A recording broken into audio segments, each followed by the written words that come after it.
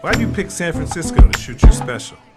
This is one of the best towns to ever do comedy, and this is the most historic venue you got as far as comedians are concerned, because Lenny Bruce ripped it down here. All the best came through the Bay. What about Richard? What about Robin Williams, Carlin, Mooney? You don't necessarily have to be the biggest star. As long as you come with it, and people coming out, they like to see live performances because it's a savvy audience. San Francisco, are you ready? I don't think we can hear you. Are you ready? Welcome to the stage.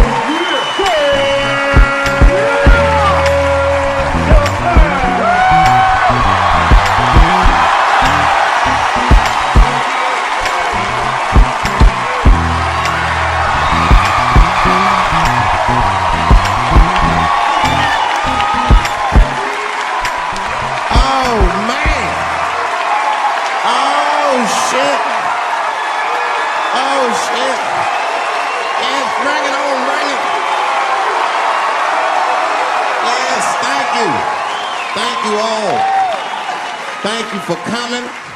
God damn. I did it big this year. From cable, nigga, goddamn. Thanks for coming out, and thanks for making a nigga feel comfortable in the gayest place on earth. You guys got Disney World jealous out this motherfucker. Man, I didn't really think it was that gay at first. I was like, what is everybody? Because when I was coming out here, everyone was like, man, that place is really gay. So what the fuck is everybody talking about? It's not so gay. And then I wandered into that Castro. God dang, I said, this is America's anus right here. This shit is deep. Went to that Tenderloin. There's nothing tender about that motherfucker at all. That shit was rough. The opposite of tender. I have never seen crack smoked so casually before. These niggas was sitting in front of Starbucks smoking crack and drinking coffee. I said, this is off the hook. Talking about politics.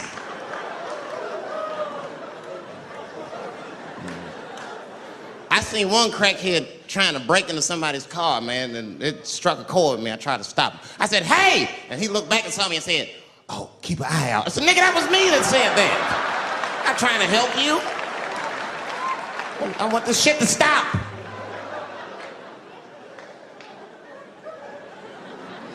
Crackheads are like that. I had a crackhead break my car window one time. Broke it! You know what he stole? Fucking candy bar I had lying on the seat. That's all he took. It's a goddamn candy bar. I was so mad. I drove around the neighborhood for 5 hours looking for a crackhead with chocolate on his face. I did that. I finally found when I grabbed that motherfucker and said, hey man, what's all this chocolate on your face, motherfucker? He looked confused. Chocolate? This is doo-doo, baby. I said, ah! Oh, man. This place is insane. But you know what I like about San Fran, and the reason I picked this city to do my special is because of all the major cities in America, somehow people get along here better than anywhere else I've seen in the country. That's right. That's right. And I always admired San Fran for that. And today I realized how you did it. Put all the niggas on the other side of that bridge. There's nothing, this shit ain't happy on that side. You leave San Francisco like, bye, thanks for coming to San Francisco. Come back in April, we're having a sale on Birkenstocks. As soon as you get to the other side, welcome to Oakland, bitch. Quick, quick.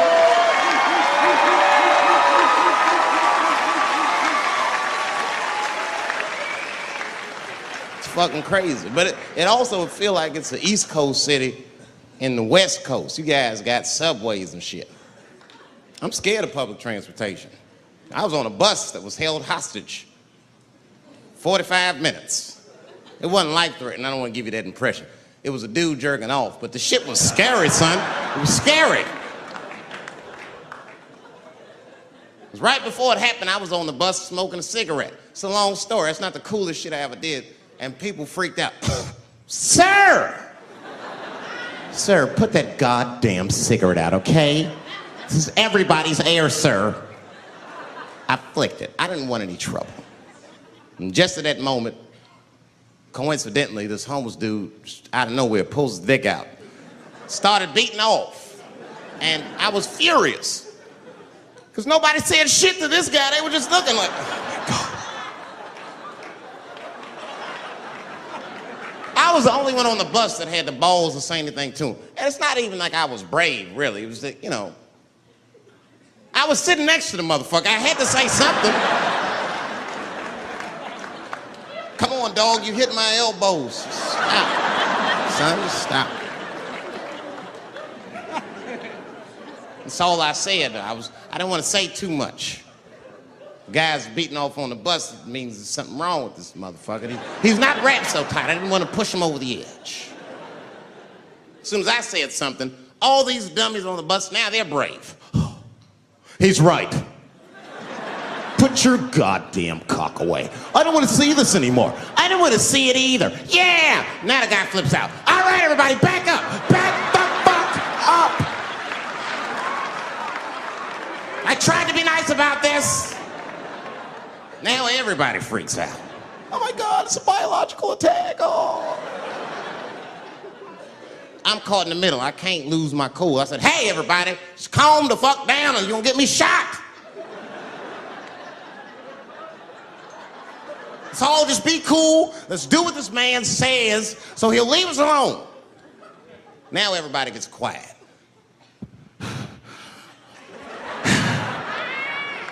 That's better. That is better. And then he started walking up and down the aisles, just terrorizing us.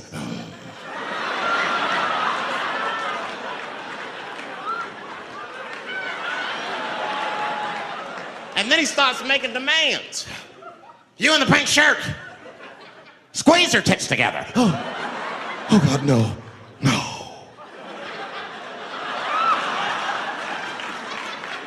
You, stick your finger in your butt. Why? Oh God, why is this happening? Oh God, oh God. He was working my way. Shit was tight. Just that minute. I got saved, dudes. I was so lucky. This guy at the other end of the bus, he snapped. He lost his mind. I seen it happen. Ah! He screamed out, rush him! He can't come on all of us and charge him out. Ah!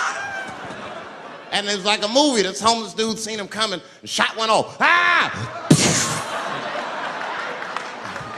I dodged that shit like the Matrix. Niggas, oh.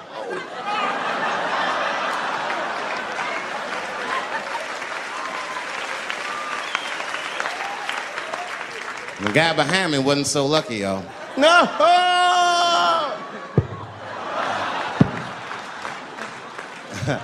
That shit was gross. It didn't kill him, but I'm sure that fucked his day up.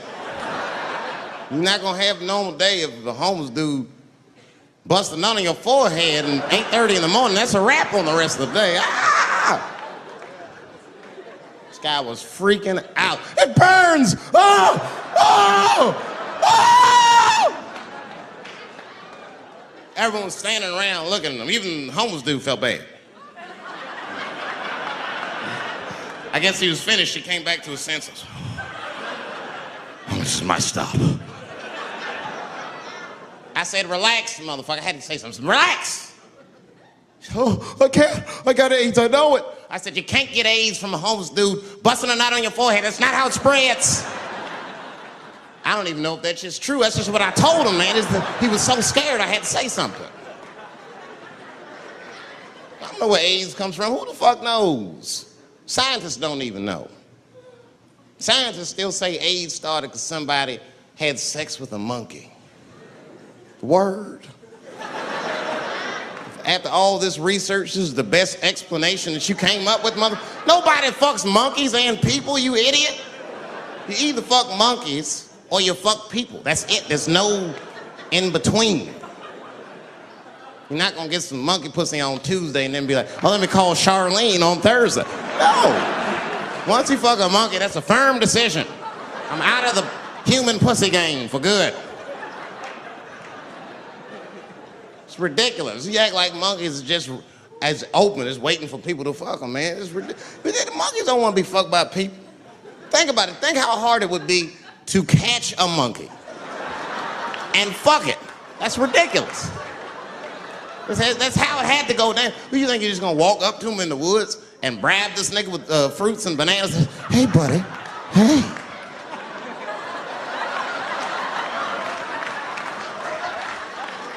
Yeah. There you go, buddy. Yeah. Yeah. There you go, your big bright red ass.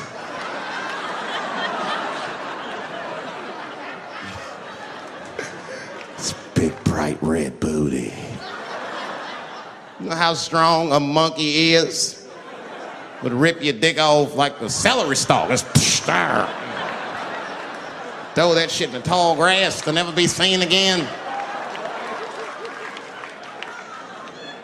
Hey, dog, we gonna go to the club, pick up some girls. You trying to roll? Nah, man, I'm cool. I'ma stay home, dog. Chill with my monkey. You know how long it took me to train this monkey to suck my dick without peeling it?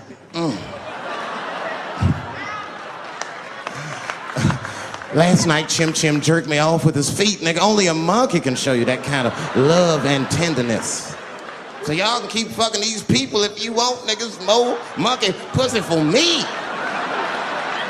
Hooking up with an orangutan next week. That's all I fuck is chimps and orangutans. You know who I feel real bad for is Indians. Everybody feels bad for Indians. They get dogged openly because everybody thinks they're dead. These motherfuckers are not all dead, all right? With my own eyes, I've seen a gathering of 1,500 Native Americans. They were all gathered in one place. The place is called Walmart in New Mexico. There's Indians everywhere. I'd never seen Indians before. I wasn't even sure if they were Indians. It's fucked up, but I asked one of them. It's not nice, but I seen him in the sports section looking at bows and arrows. I had to say something. Excuse me. I don't mean to be rude. Are you an Indian? And he was cool. Yes. Yes, I'm Indian. Still didn't believe him. I had to test him to be sure. This is fucked up. But I had a gum wrapper in my pocket, so I balled that shit up and I threw it on the floor. And a single tear came out his eye. I said, oh shit. I had so many questions. So what tribe are you from? I am a Navajo. I said, word. I studied you in social studies. You're a hunter-gatherer, correct? He said, I guess so. That's what you wish to call it. I said, why? What do you call it? He said, I am an alcoholic.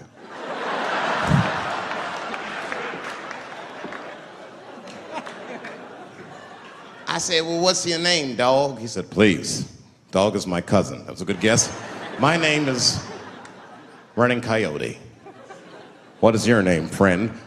And that shit caught me off guard. I mean, I didn't want to say my name was Dave to a motherfucker named Running Coyote. This don't feel good enough. He just put me on the spot.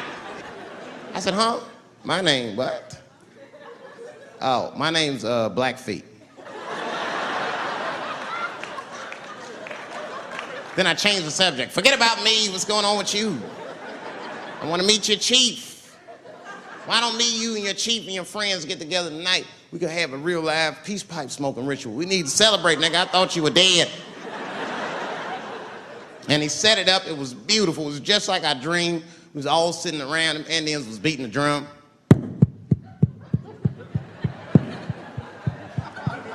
other Indians came out the back with a long blanket that was folded in half and put in front of us. Opened that shit up, and on the blanket was a long wooden pipe with feathers. And bags of weed were all over the blanket. Chief walked over.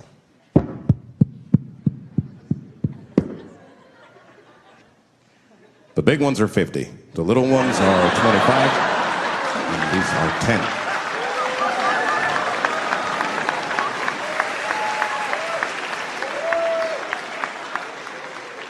Me and those Indians got high as shit. I was baked. I told the chief, he was talking, I cut him off. Time out, chief. Sorry to interrupt. Fucking smashed, man. The weed's too strong. I'm itching. This is PCP. The spirits have got me. Chief, the spirits have got me. And the chief threw some water in my face. Calm down, blackface. Splash. I said, hey, it's black feet, motherfucker. Take it easy.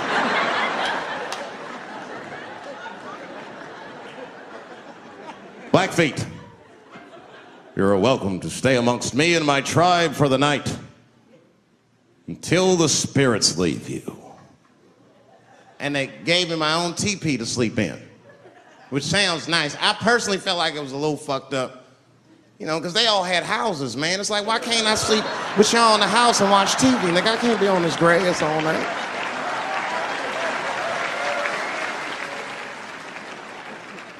Yeah, Indians is rude, man. Everybody's rude. Indians, they eat nasty food. All they ate was corn and shit.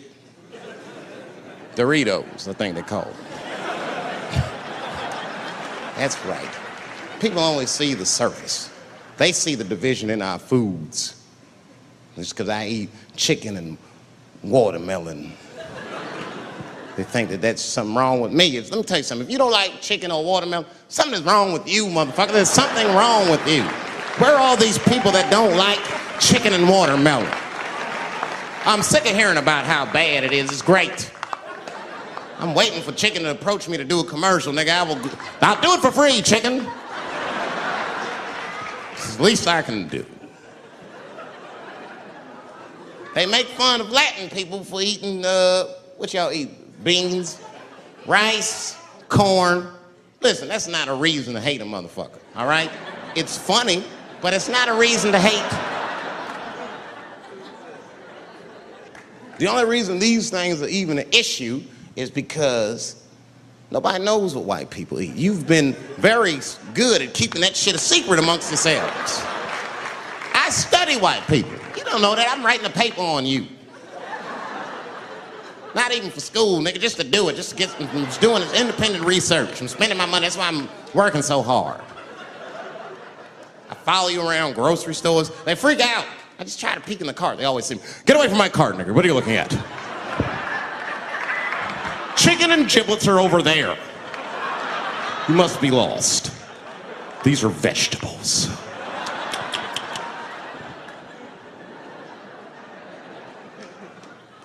I know what you drink. See how quiet it got? Grape juice. Surprise, motherfuckers, you didn't know I knew about grape juice, did you? Oh, don't play dumb with me. Look at what is it? A lot of black people don't have the privilege of knowing about grape juice because they have grape drink. It's not the same formula that you get. Ain't no vitamins in that shit. You might have one of your black friends over, Todd. Todd, would you care for a glass of grape juice? What? Nigga, what the fuck is juice? I want some grape drink, baby. It's purple. I don't think I know what a grape drink is. What? I have some apple juice if you want. What the fuck is juice? I want some apple drink. Scream.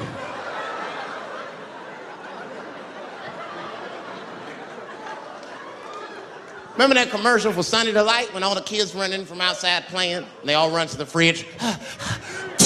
All right, I got some purple stuff, some Sunny D. As soon as you say Sunny D, all the kids go, yeah!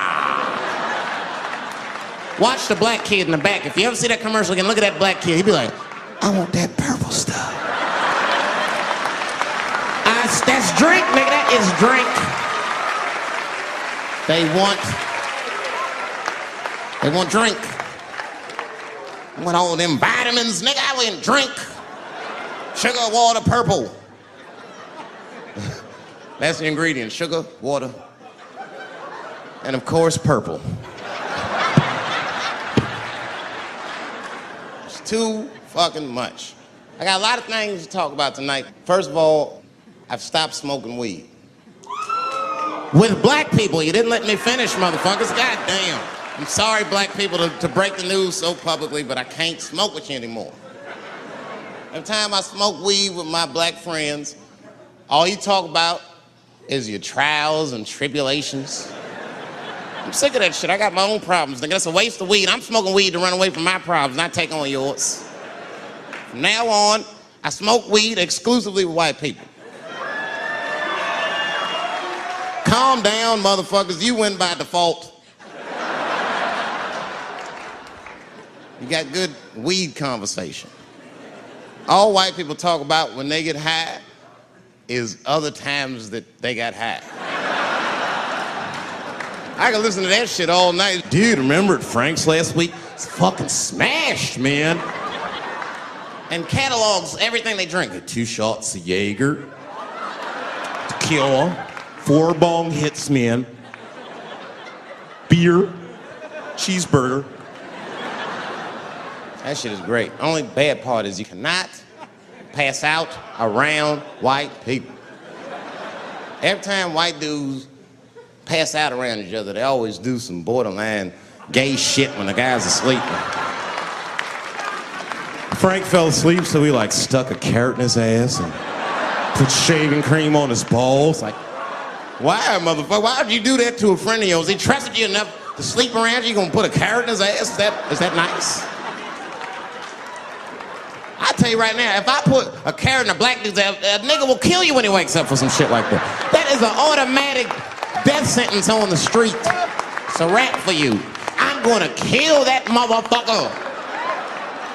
I thought y'all was friends, baby. What happened? I fell asleep at his house, right? We was drinking, and I fell asleep at his house, and while I was sleeping, right? I'm just gonna kill that motherfucker, all right? That's all you need to know. And fuck carrots. But everybody's getting along. I see that shit. I see it all around. Blacks and whites don't fight so much. You know who don't have no beef with anybody is Asian people. I see how y'all be doing. Y'all just lay in the cut. Only people Asian people beef with is other Asian people. Like if you call a Korean guy Chinese, I've done this. They will flip out. Hey! What make you think I'm Chinese? I am Korean. I look Chinese. Yes, motherfucker, you do look Chinese. That's why I said it. It's an accident. Nigga, to the untrained eye, you all look Chinese to me. It's a mistake. I'm not trying to offend you. Some people say all black people look alike. We don't get bent out of shape. We normally just call those people police, okay? Just learn to live with it. That's all I can tell you. Everybody's afraid of police now. I'm scared to death of these police. I am, nigga. I got a police scanner. First money I got, this is the first shit I went out, bought me a police scanner. I just listen to these motherfuckers before I go out, just to make sure everything's cool. You hear shit on it. Calling all cars, be on the lookout for a black male between 4'7" and 6'8". Staying in the crib tonight, fuck that. Gotta work on that alibi for a minute. Every black person needs an alibi. I do them impromptu joints. If I'm by myself and need out, I'll just open up the windows in the apartment, turn all the lights on, start beating off right in the window. Look at me. Hey, everybody, look, it's me, Dave Chappelle. I'm crazy, I'm jerking off. Note the time, motherfuckers. It's 2:35. Look at me, I'm jerking off in the window, 2:35. Comedian Dave Chappelle is June 10th. Note the time.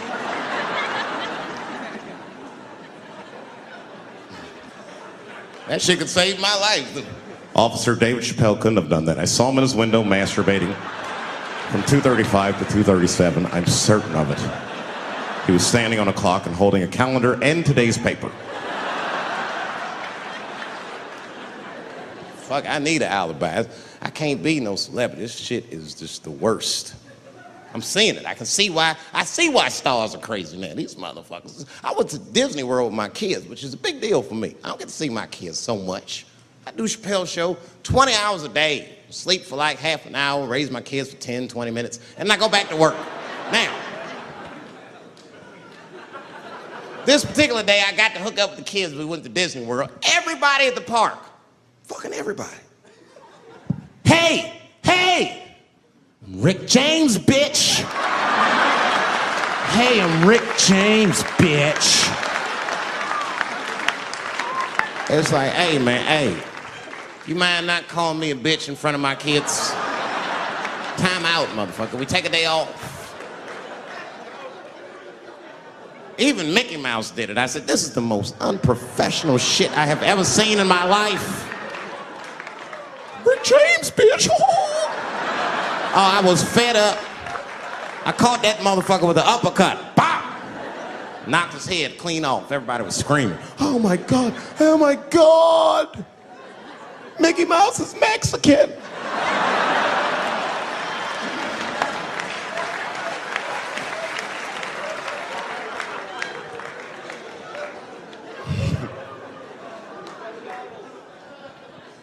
I had a terrible time in Disney World. Disney World is like a whole nother country anyway. They got their own currency. That shit is ridiculous. As soon as I check in the hotels, welcome to Disney World, Mr. Chappelle. Can we interest you in some Disney dollars?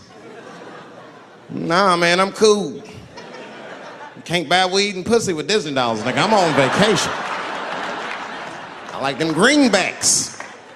You know what I'm saying? It's the kind of money people spend. People is very particular about that. I saw that. That was one of the main stories from the war. Was the first big thing we did was they said, now that Iraq has been liberated, we have managed to take Saddam Hussein's face off of the money. And I'm not gonna lie, when that press conference came off, I was like choked up. I was actually proud to be an American because that is a very subtle psychological nuance of oppression to have a dictator on your money. And it's thoughtful to be able to take that motherfucker off for the goodwill of another person, right? But then I thought, well, if you could do that for Iraq, what about our money, man? Our money looked like baseball cards with slave owners on. George Washington is the worst of the worst. Yes, I said it. You mythologize this motherfucker like he was the greatest dude, man. If I went back in time with a white person and we saw George Washington walking in front of our time machine, my white friend would probably be like, oh my God, Dave, look, there's George Washington. It's the father of this great nation. I'm gonna go shake his hand. I'd be on the other side like, run, nigga, George Washington. And we'd both be right. You like him because he wrote the Declaration of Independence and all that shit. We hold these truths to be self-evident. All men are created equal. Go get me a sandwich, nigger, or I'll kill you. Liberty, justice for all. Am I wrong? Am I wrong? Wait a minute, did he not own slaves? Didn't he own slaves? That's all I'm saying. I almost protested the war in the beginning. Almost. Until I saw what happened to them Dixie chicks. I said, fuck that. If they'll do that to 3 white women, they will tear my black ass to pieces. I don't want to hear that shit. Yeah, man, they would. But I'm like, for real, why you care so much what the Dixie chicks say? It's not like they political scientists or nothing. They just bitches that can sing good. You know what I mean? Stop worshiping celebrities so much. Just don't listen, don't pay attention. I remember right around September 11th, Ja Rule was on MTV. That's what they said. They said, we got Ja Rule on the phone. Let's see what Ja's thoughts are on this tragedy. Who gives a fuck what Ja Rule thinks at a time like this, nigga? This is ridiculous. I don't want to dance, I'm scared to death. I want some answers that Ja Rule might not have right now. You think when bad shit happens to me, I'll be in the crib like, oh my God, this is terrible.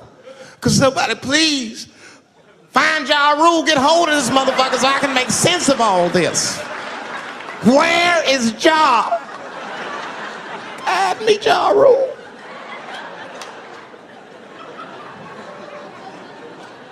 I don't even know why people listen to me.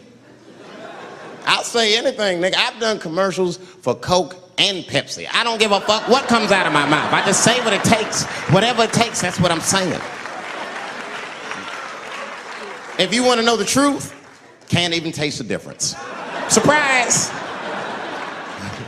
All I know was Pepsi paid me most recently, so tastes better. It's pretty much how the game goes. I'm just being real, man. There's too much goo-gagging over celebrities. People don't know what's fake and what's real anymore. That's why Bill Cosby got in trouble. Look what happened to Bill Cosby. Bill Cosby said some real shit, and the whole world freaked out on him. For what? For having an opinion? Just because he was selling pudding pops for the last 40 years, people forget that he's a nigga from Philly in the projects, and he might say some real shit from time to time. It's not that big of a deal. I spoke at my old high school, and straight up.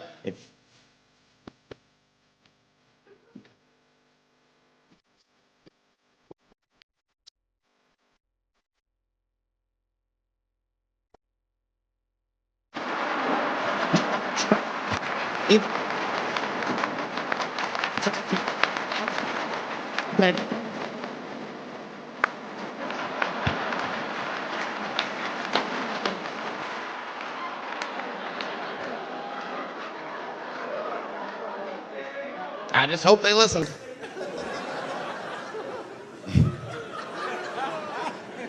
This shit is ridiculous. People worship television. They worship this shit. You know, like if you watch a movie, right? Say you're watching a movie and one character says to another character, say, hey, what's your number, man? What's the other character always say? 555, 5555. You know why we gotta do that? Because stupid ass people go to the movies and then go home and try to call the characters that they just saw. Hello, is Indiana Jones here? No, motherfucker, he's fake. It's not his number. And to be honest, this is the worst time in history to be a black celebrity. Fuck, they locking all our stars up. It's hot right now for black celebrities. I knew it was bad when Kobe got in trouble. I said, this is a wrap for us. He's one of the most wholesome dudes we had. Lock him up, everything. And Kobe kept it together. Thank God he held his game together, because if he was cracking under pressure and getting like 6 points a game, the whole LA would have been like, that nigger is guilty. Kobe was playing his ass off. He was playing like his freedom depended on that shit. You see this motherfucker in them games, this nigga's trying to beat that case on the court.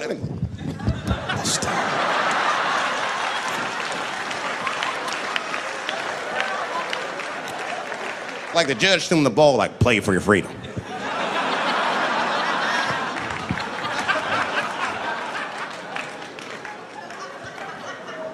If I could talk to Kobe, I'd be like, just relax, you'll be fine, man. Because the public is still giving Kobe the benefit of the doubt. He's one of the few black celebrities that get that. Not because he's a celebrity, more because, you know, the girl showed up with 8 different semens to the investigation. You can't do that. That's 7 too many. That's a lot of semen, man. This bitch got Noah's Ark in her panties. Like, what, you trying to recreate humanity or something? She's a collector. She got every unsolved mystery. The answer might be in this girl's paint. That's the first place I look. OJ's other glove is in there. Bigfoot's footprint. 3 CSI reruns is in that motherfucker. We got the most diabolical draws ever. Fuck being a celebrity. This is not the time to be a black star. They locking all our stars up. Black celebrities, this is a witch hunt for us, man. God damn it. It's all OJ's fault. Ever since OJ got away, white people have just been locking up our stars one by one. It's true. And it's not even OJ's fault, it's our fault.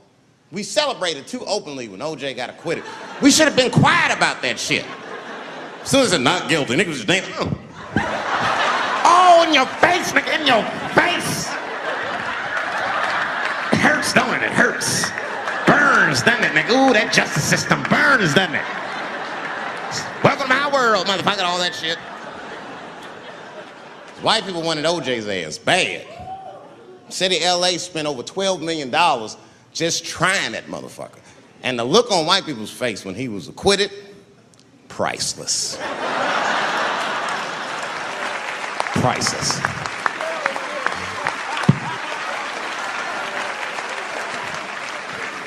And that's why I don't trip off of being a celebrity. I don't like it. I don't trust it. There's 1 minute they all love you, and the next thing you know, you're in front of that courthouse dancing on top of a car just trying to figure out what the fuck happened to you.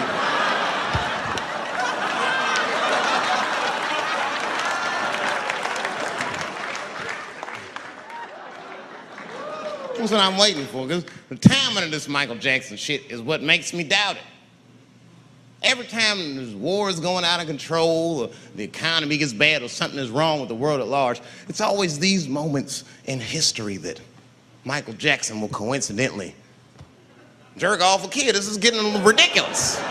Like, are you planning this shit? Do you have meetings? Michael, thank you for coming.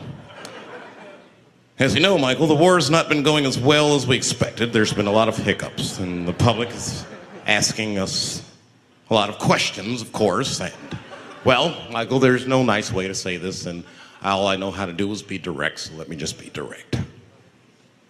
We're gonna need you to jerk off another child, Mike. I'm sorry. I am sorry. But it would really help out. Or maybe he did it. Who knows? Who knows? That's the thing. That's what I wanted to say. Who knows? Who the fuck knows? Mike, God, and this little boy know. That's about it. That's about it. The only reason that I can even talk about this shit is because everybody is speculating. They all think he did it. And I don't think he did it. I'm alone in this. I don't think he did it. I'm not gonna say I don't think he did it. That's too strong.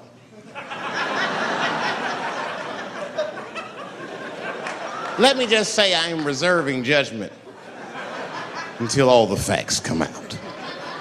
But so far from what I heard, I mean, the kid said he was dying of cancer. He was in Make-A-Wish Foundation. He claims he had 2 weeks to live, and it was his dying wish to meet Michael Jackson.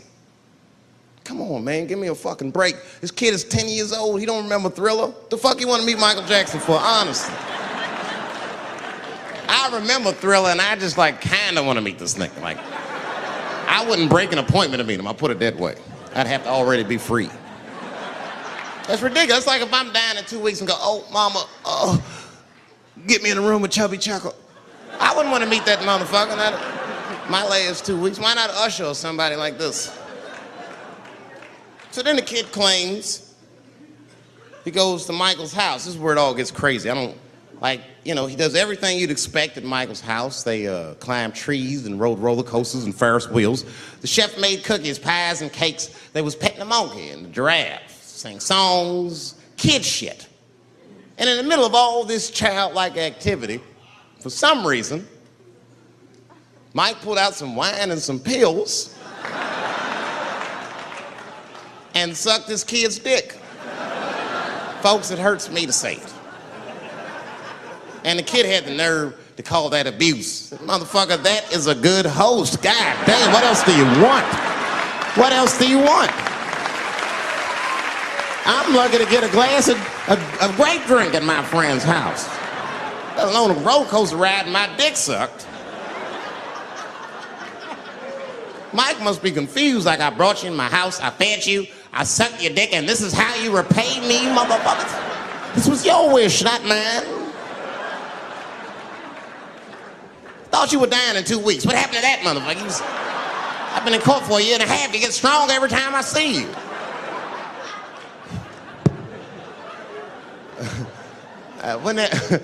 This is fucked up. I shouldn't even say this fuck. Wouldn't it be some ironic shit if they found out through this case that the cure for cancer was Michael Jackson sucking your dick somehow?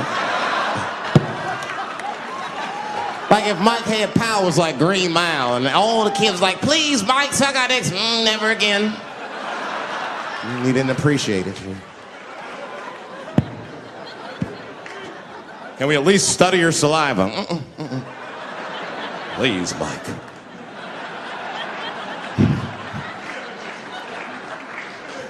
It just doesn't stop, though. It just doesn't stop.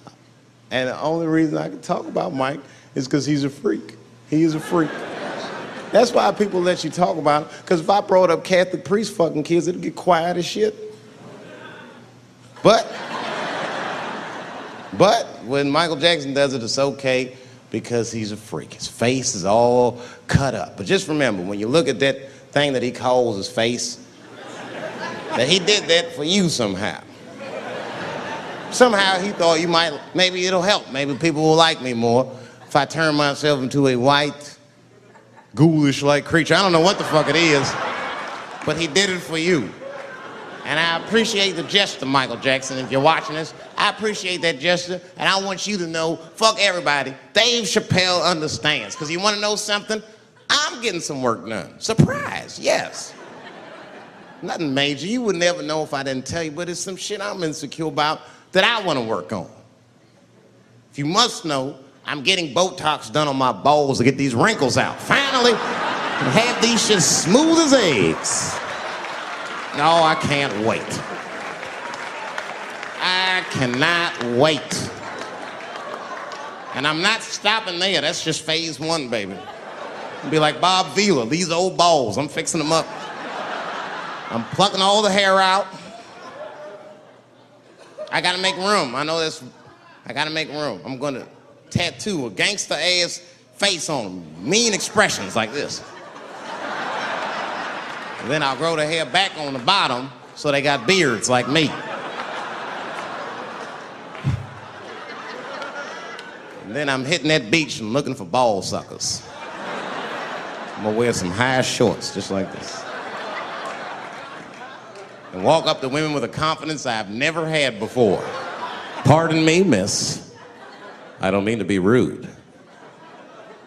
But do you suck balls? Excuse me? Miss, relax. You didn't even let me finish. Do you suck these balls?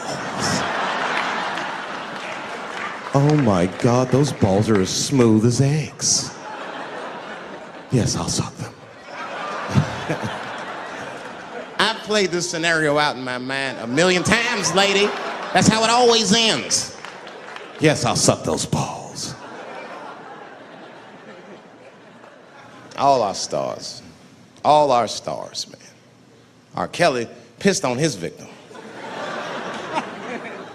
I know, it was rough.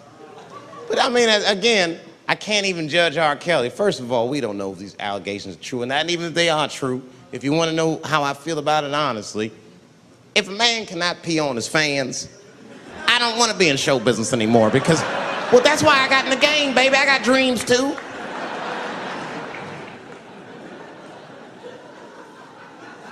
You guys are confusing the issue. While you guys are busy worrying about if R. Kelly even peed on this girl or not, you're not asking yourself the real question that America needs to decide once and for all. And that question is, how old is 15 really?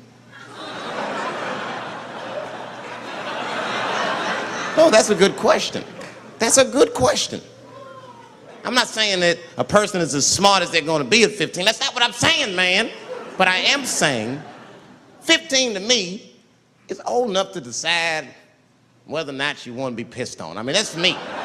If you can't make a decision like that by the time you're 15, then just give up, motherfucker, because life is way harder than that. I make tougher decisions all the time. If you don't want to get pissed on, just get the fuck out of the way. It's not even a decision. If I start peeing on the front row, they're not going to have to calculate and think, oh, how do I feel about this? Am I okay with it? They just move.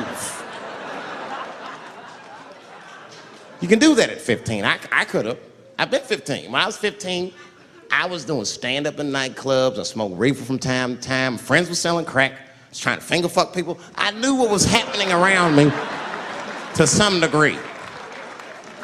Getting pissed on was the least of my worries at 15. Trust me. But it keeps coming up. There's a lot of confusion around that age. Anytime 15 comes up, people freak out. Like when that girl, Elizabeth Smart, got kidnapped. Right? Remember in Utah last year, 15-year-old girl Elizabeth Smart was kidnapped, and then they finally found her, and the whole country was relieved. And I was the only one saying, damn, she wasn't that smart after all. Not because she got kidnapped. That could happen to anybody. I'm not knocking her for that. I'm just saying, if you kidnapped me when I was 15, you gotta take me further than 8 miles away from my house, man. God damn. Can't hold me prisoner around shit I recognize. I'll break away. I'll break away. Fuck off me, nigga. That's my bus stop. I know where I'm at. I'm going home.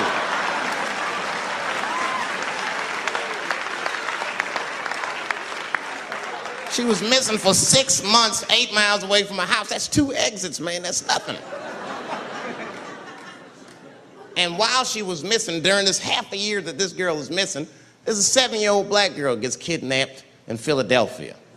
Nobody knows her name. They might have talked about it 2 or 3 times on the news, but she should have been the top story because she chewed through the ropes and had both of these motherfuckers in jail in 45 minutes flat. 7 years old.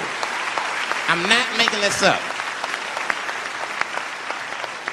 These 2 crackheads kidnapped her and took her back to the crack house and tied her up. And then they left her. They're crackheads. They gotta make moves. Crack, smoke, chocolate to eat. These motherfuckers made moves. It was out. But as soon as they left, this little girl got the nibbling. She was kidnapped at 4 o'clock and at home watching herself on the news at 5:30. That shit is crazy. That's a news story. That is a news story. Now, meanwhile, in Utah, 15-year-old Elizabeth Smart's captors left her alone too, and they didn't even tie her up because they're hillbillies. They just bounced. Don't try to escape, bitch, or we'll kill you. Be right back. They leave. And she's 15, sitting in the house by herself.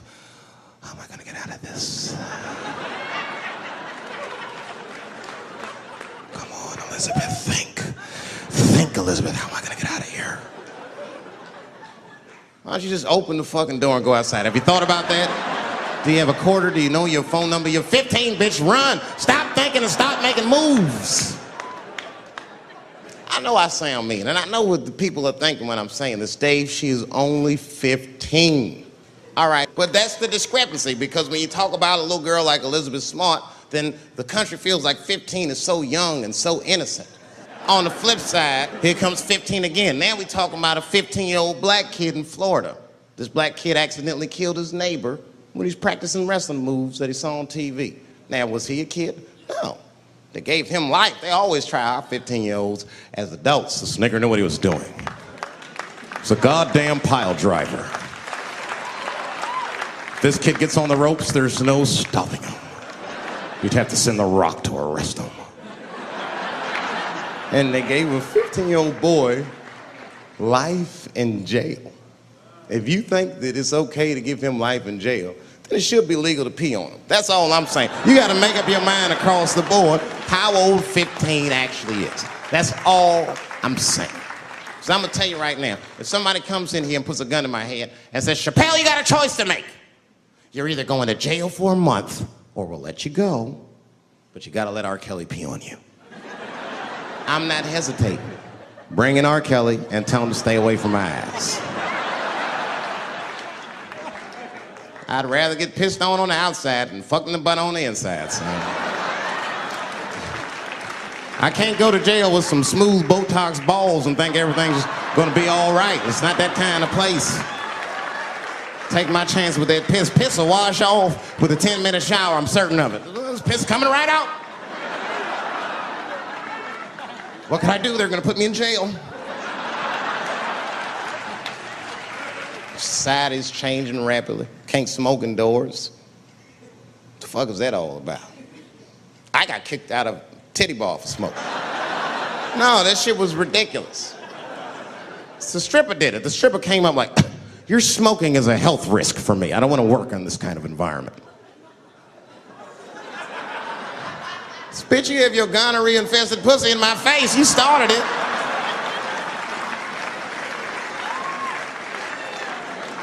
And they threw me out.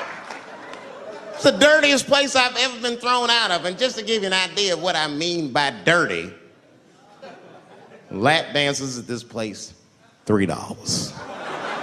It's fucking disgusting. And at the same time, who could pass up a sale, son? It was $3. Of course I did it. It's only 12 quarters. Said, I'll break a 5 for that.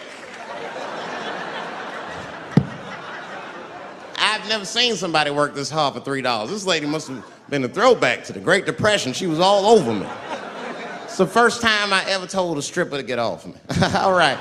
Yeah, thank you very much, miss. Thank you.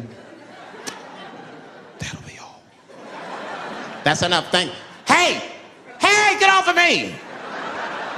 Whatever happened to lipstick on the collar, lady? I have a shit streak on the middle of my shirt. How the fuck am I gonna explain this when I get home? Huh? Oh no, baby, me and Bob were playing basketball and Bob dunked on me, was hanging on the rim and his pants fell down. I was checking him close, I think he's swinging and his butt cheeks might have, his butt cheeks I think caught my shirt. I don't know why I was playing ball in my dress shirt. I just was, it was midnight, I don't know, what the fuck? Just let me think. That's when you know a guy's lying if he say shit like that. Hold on, just let me think. The man ever say that to you? Hold on, just let me think for a minute. Can I think?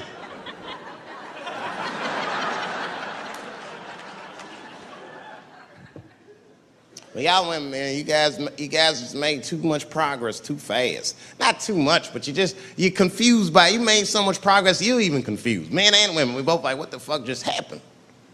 Because women got all this money now, but they still like women. Like, oh, you never take me anywhere anymore. And the dude be thinking, bitch, you got more money than me. You never take me anywhere anymore. And at the same time, you don't treat a man like a man. You don't cook, you don't clean, and you don't do anything a motherfucker says. You tell a motherfucker what to do. I see women doing this to men all the time. Come on!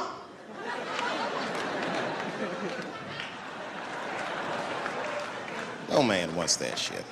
I don't want anybody to tell me what to do that much. You gotta work with me. Like if it makes a man feel like a man to watch the game, then just let him sit there and watch the game for a minute. And if he happens to look over at you while he's watching the game, don't look at him all mean and make him feel guilty about watching it.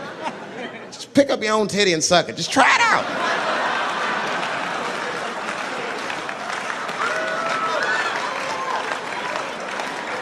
He will instantly remember why he fell in love. Oh, that's right.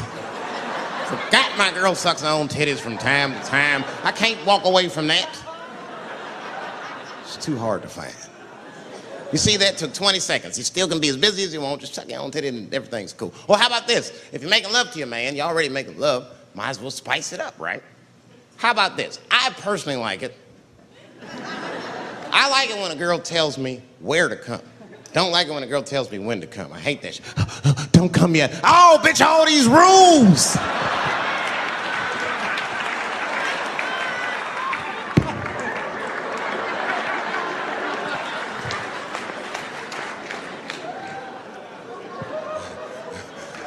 Instead of doing that, why don't you just tell us where? It's make us feel better, especially if you're aggressive about it. I like when girls go, wow, come in my face! Stick your chin out like a boxer. Bring it on, motherfucker! You're a bum! But it doesn't have to be that wild or explicit. Look, all the man wants to know is that you're interested and that you're participating. You can say anything, he'll be happy. Oh, come on top of the television. All right, fuck it.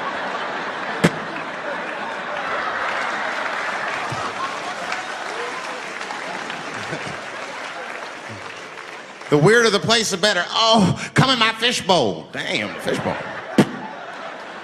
Oh shit, they're eating it. Oh.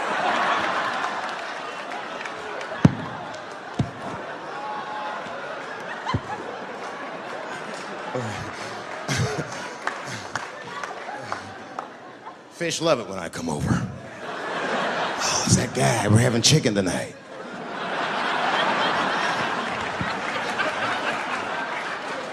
You guys, man, thanks, man. It's been the best year of my career. By far. I appreciate you guys watching me. Because I do it for my kids, really, man. And my kids are off the hook. You think I'm a bad motherfucker. Wait till you see the 2000 model Chappelle. This nigga is off the hook. My sons are bad. My oldest son is 3. This nigga made me a necklace out of macaroni. I said, this shit is baller. He painted the macaroni green and put it on a string. He tied it on my neck and he told me he was proud of me. And I got choked up. And he thought I was sad. That's how smart he was. He says, are you sad, Daddy? And I said, no, I'm not sad. You're too young to understand this, son, but this is fucking crazy. You used to live in my balls, man. Now you making jewelry out of macaroni. You a bad motherfucker. Long live Chappelle's.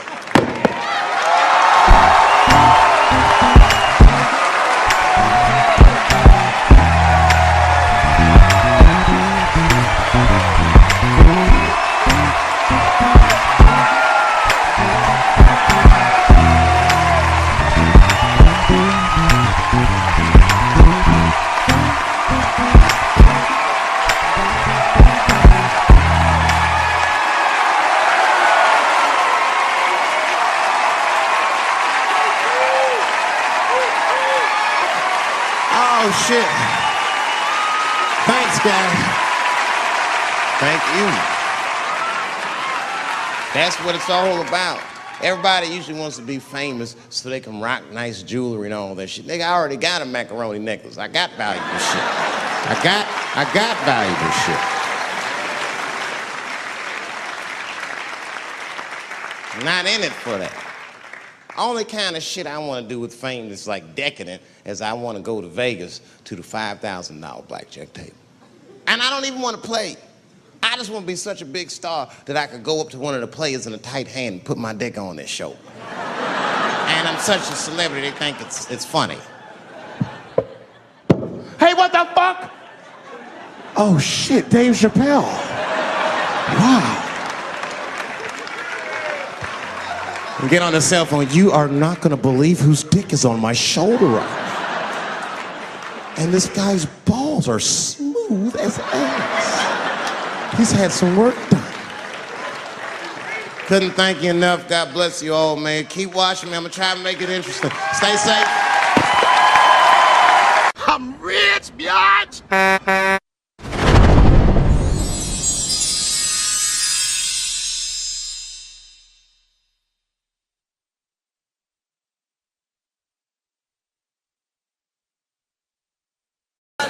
I know it's fucked up, but I tell you the truth. You know, everything's funny. Everything's funny till it happens to you. 3 months, a mere 3 months after that terrible attack that Chris Rock endured, I was on stage at the Hollywood Bowl, and a lunatic jumped out of the crowd and attacked me. Now, I gotta tell you, if it happens to you, you don't even know what the fuck is happening. It was like slow motion. I just looked over. I don't know this nigga. And I just looked and said, oh my God, I'm being attacked. And this motherfucker was ragged. He jumped at me. He was like, ah! I'm old, but I'm fast. I caught this motherfucker's head with my hand and pulled his hoodie over his eyes. I can still feel his head in my hand. It was spongy. He had been growing dreadlocks. Not the beautiful dreads that Rastafarians grow. These were accidental LA homeless dreads. This shit had leaves and sticks and bottle caps and shit in it. Some kind of grease. I was like, ugh, like this. And then I fell down. And he knocked me all the way on the ground. And I was like, man, this is a bad situation. I'm like, I don't know if I'm gonna die or what's gonna happen.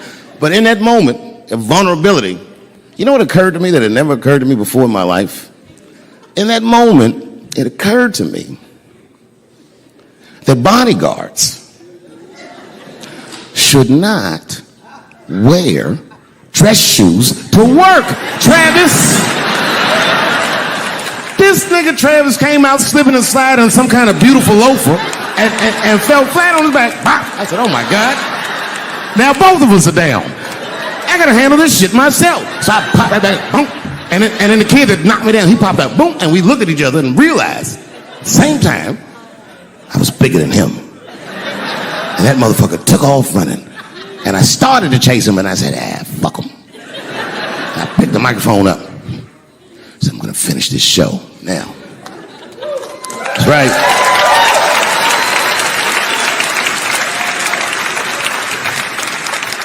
For 3 months before that, I'd been making fun of Chris Rock. And people would ask me all the time. They'd say, Dave, what would you do if you were Chris Rock and Will Smith slapped you in the face? And to this day, the answer is the same. Well, I don't know what I would have done. I've never been in a situation that extreme. But I do know now what Will Smith would not have done. And that is enjoy the rest of his evening. Man, listen. We gave that kid a good while. We was whooping his ass. Not we, I mean, I was on stage trying to think of a joke to tell, but they was beating this nigga up right behind me. Everybody could see it. Everybody could see it. And I'm sitting up there trying to think of what to say. And I'm tongue-tied. Me, of all people, can't think of anything to say. Look at my karma. Just that moment. Of all the people in the world, Chris Rock walks from backstage, walks up to me in front of 20,000 people, grabs the mic out of my hands and looks at the crowd and goes, "Was that Will Smith?" Man, motherfuckers fell out of their chairs laughing. I was standing there looking stupid. I was fucking furious because I'm thinking in my mind, nigga, this is my attack. You got attacked 3 months ago. Now you have jokes. So I snatched the mic back from Chris and tried to get one off, but my shit did not go good at all. I didn't know what to say. I was just like, it was a trans man. And the crowd was like, boo. It's LA, we like trans people, boo. I know, it felt so bad. I felt so bad. But I know why I did it. You'd have to be there to understand, but man, when that guy tackled me, it was like it's like a movie or something. You gotta picture this. Picture a famous person you like. Every famous person you could imagine was at that show. It was like the biggest night that Hollywood had ever seen. And when that guy tackled me, he cleared the bleachers. I had to watch the tape afterwards to know this happened, but as soon as he tackled me, Jamie Foxx was the first motherfucker that jumped out of the crowd. He was wearing a white cowboy hat like he knew this shit was gonna happen to him.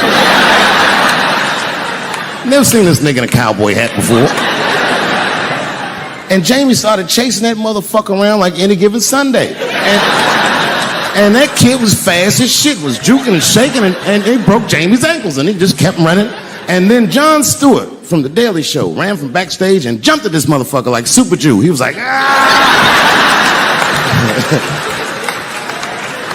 And the kid seen Jon coming, so he jumped back, and Jon went flying that way. And this kid was fast, and then he turned around. He sees the emergency exit. He starts running for the emergency exit. Just before he got to the door, motherfucking Puff Daddy from Bad Boy Records jumped in front of the door. That nigga was like,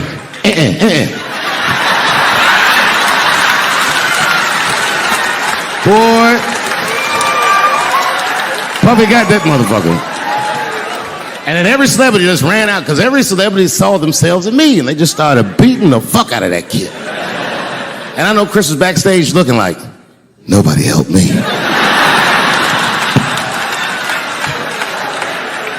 Everybody hates Chris.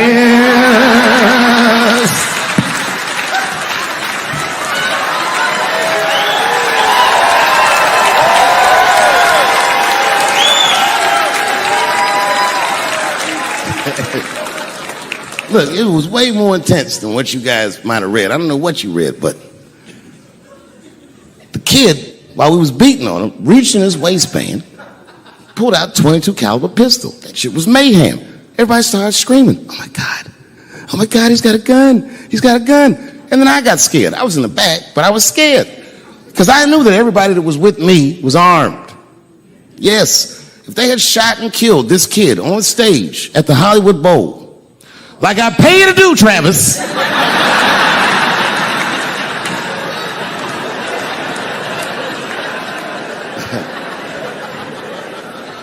but Travis G'd up. Travis wrestled the gun out of the kid's hand, and then he took it like this and tried to chamber the round, and he couldn't. So he pulled the trigger, and it wasn't a gun. A knife blade popped out of the front. I guess this kid was gonna stab me. Some scary shit. So the next night, even though I didn't have a show, I said, I gotta get right back on stage. And I went and did a show. And someone in the audience screamed out, Dave, what happened with the attack? And I didn't know there was a journalist in the room. All I said was that this nigga had a knife that identified as a gun. I got 6 more weeks of bad press for that joke. I didn't even do nothing to this nigga. That's not right. That was not right. And then the New York Post went to the jail and interviewed my attacker like he was some kind of hero. And I read that interview. It turns out the entire attack was my fault. Yes, I triggered him. I didn't mean to. I had done jokes about the homeless. It turns out this young man was homeless. And I mean, there's no way I could have known this. But I will say, for a homeless guy, this nigga had incredible seats.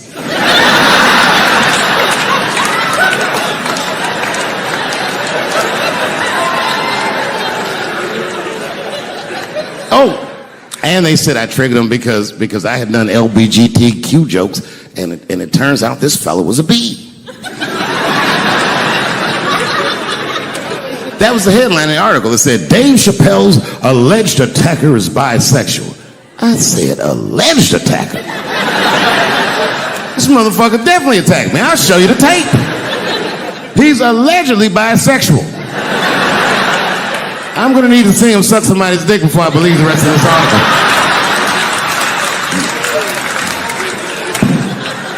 I read that shit in the paper. I was horrified. I was like, oh, bisexual? I could have been.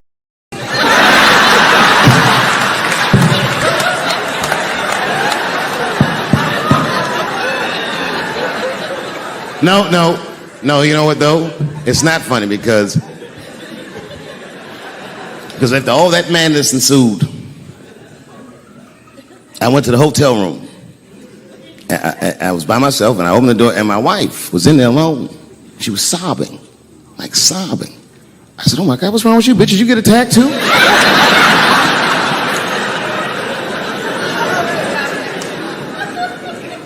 And she's crying. She said, oh my God, David. She said, if you had died tonight, me and the kids would have nothing.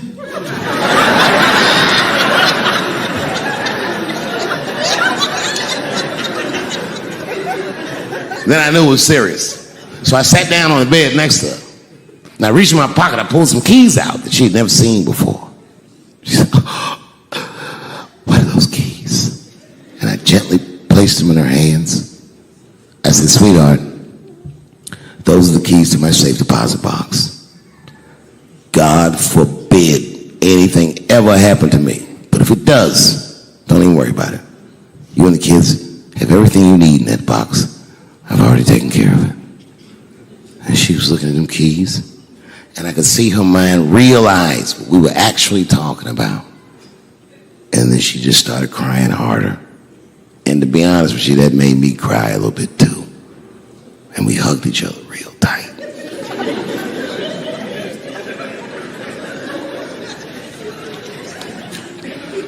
Do you know this bitch looked in the box while I'm alive and well? Who does that? Oh my God. And then she was mad at me. She said, God damn it, David, I opened that box. I said, you did? She said, yes, I did. And there was nothing in there.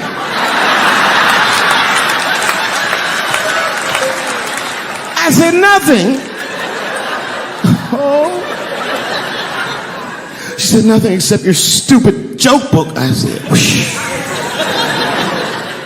I said, well, sweetie, look. If you tell those jokes exactly how they're written, you and the kids should be fine. They're really good jokes.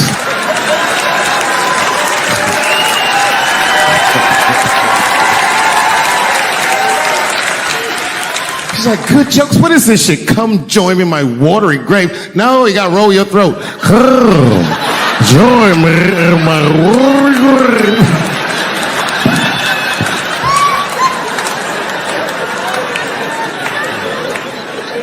Story. I started doing stand-up comedy when I was 14. I'll never forget the first time I was on stage. The guy that introduced me was a guy named J.T. Newton. I'm 47. I can close my eyes and remember the introduction like it was yesterday. It went like this. Ladies and gentlemen, this next young man coming to the stage is starting his comedy career tonight. Who knows? We may be witnessing the birth of a star. Please welcome Dave Chappelle.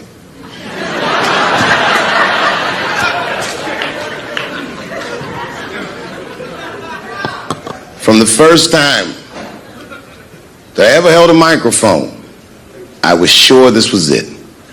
I knew I was home. I knew I had found my thing. And my God, man, I was a child.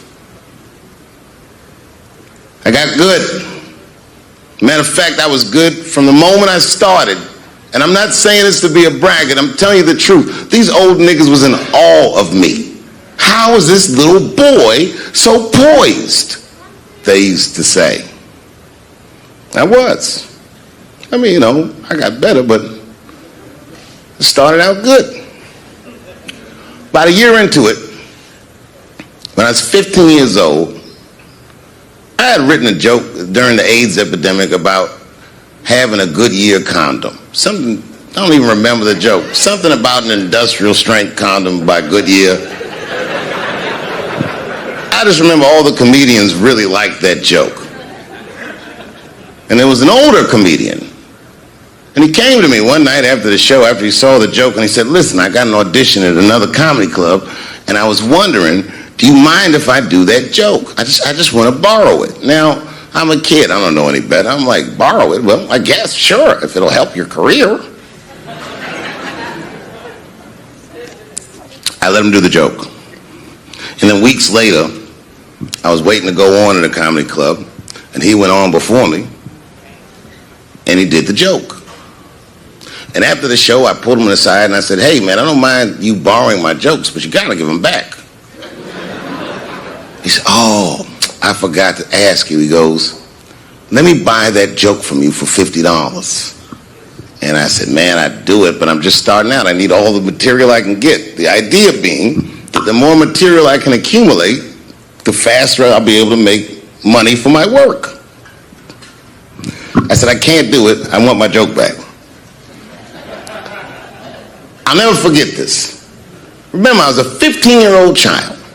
This guy was a grown-ass man. He stood up over me so I could see how big he was. And he said to me, really?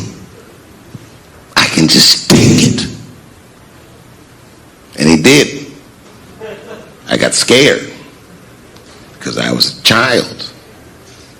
But I never forgot that. I never forgot that. I was 15 years old. I'm 47 now. I think about this guy all the time. When I look at my own kids and I see how young and innocent they are, I can't believe someone did that to me. And I don't think about it every day because that was the worst thing that happened to me. I think about it every day because that was the first time that someone ever did that to me. But in my career, it has happened many, many times since, where someone would intimidate me or scare me and take something that I believe was mine. I'll tell you another story. Now I'm 18 years old. I'm living in New York City, and I just finished my first road tour, which was a very difficult tour. I'll spare you the details. Now I'm back in New York, but my rent is paid, thank God. And I have $60 to my name. And a woman that I had met in Pittsburgh, a bad Dominican bitch,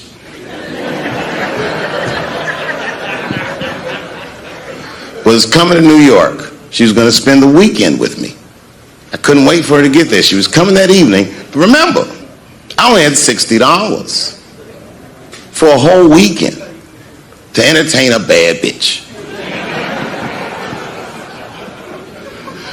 Now I'm walking through Greenwich Village, and I see something I've never seen before. 3-card Monte. You know what that is? Yeah, the guy had the whole thing. The table was set up, and he had the 3 cards, and the crowd was hooting and hollering, and he was like, find the red card, and people were playing. Sometimes they win, sometimes they lose, but it was really exciting, and I'm standing there watching it, and I noticed while I'm watching them play this game that the red card, the one you're trying to find, had just a little bend on the corner. And I'm watching it and I'm like, yo, this guy doesn't seem to know that red card is bent. I'm gonna beat this motherfucker. And I walked up to the table and I said, let me play a hand. And I put my last $60 on that table and he starts to shuffle and find the red card, find the red card. And I kept watching that bent card go around the table, make sure I kept my eyes on that bent card. And when he stopped shuffling and he said, find the red card, I pointed to it with confidence. Here it is right here. And he flipped it over and it was black. And he took my money. I couldn't fucking believe that. How did this nigga do that? Was that magic or sorcery? I was confused. So you know what I did? I sat there and I watched him for a real long time play the game. And I realized that all those people who was doing all that hooting and hollering and betting, my God, they were his friends. They were in on the whole thing. I felt so wronged. I felt so stupid. And then the next sucker came up to the table and was about to put his money down. And I said, fuck that, man. Don't put your money there. All these niggas is in on it. It's a trick. And when I said that, the guy that was dealing, and this motherfucker was huge, snatched me up by my collar. Feel how strong he was when he grabbed me. I was a skinny little guy. And he was gonna maul me. And the only reason he didn't, I'm sure, is because he saw the fear in my face. And that fear, he looked at me. I saw his eyes go from hard to soft. He softened. Then he looked at me like the way a father would look at a child. And he said to me, young man, don't ever come between a man and his meal. I never forgot that either. Most niggas would have to run the streets for years to learn a lesson that profound. It took me 2 seconds. Never get between somebody and their paper. Taking a man's livelihood away from him is akin to killing him. Do you know why Prince, the famous rock star that was a friend of mine, do you know why he called himself the artist when he came back? He calls himself the artist because that's what they call us in our contracts. Oh, these contracts are crazy. You should hear the terminology they say in these contracts. To use your name and likeness in perpetuity throughout the universe. Who the fuck could possibly know what that means? Nobody does. It's so complicated, in fact, that when you're a kid like me, you have to hire somebody to tell you what that means. And you sit down at a table and you do the contract game. And that's how I got with Comedy Central. I signed the contract. But I signed the contract the way that a 28-year-old expectant father that was broke signs a contract. I was desperate. I needed a way out. And it wasn't good money and it wasn't good circumstances. But what else am I going to do, I said. And all these white people sitting at that table told me, trust us, Dave, it's a good contract. And I looked around the table and they all seemed to agree it was a good contract. But what if it was like that game of 3-Card Monte? What if they were all friends and I didn't know it? And the bag of money was Iceberg's money in the first place. What was I talking about? What was I trying to tell you? Last week, 2 weeks ago, whenever it was, I call Lauren Michaels and I tell him, okay, I'll do it. I'll do Saturday Night Live on election night. And the day I made that phone call, the day I committed to it, it gets announced that Netflix is streaming Chappelle's show. Not just Netflix, HBO Max is streaming it too. Let me tell you another story. about HBO. No, hear me out. Did you know, before Chappelle's show was at Comedy Central, I pitched that show to HBO. I told them what I wanted to do. Now, these are executives. All they have to do is say, yeah, we'll take it, or no, thank you, we won't. But they didn't say either of those things. They went too far. They said, literally, what do we need you for? That's what they told me, as they kicked me out of the office. What do we need you for? And here we are, all these years later, and they're streaming the very show that I was pitching to them. So I'm asking them, what do you need me for?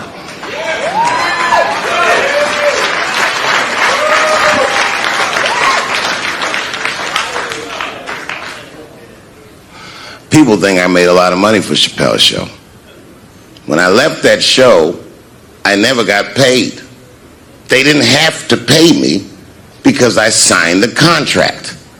But is that right? I found out that these people were streaming my work and they never had to ask me or they never had to tell me. Perfectly legal because I signed the contract. But is that right? I didn't think so either. That's why I like working for Netflix. I like working for Netflix because when all those bad things happened to me, that company didn't even exist.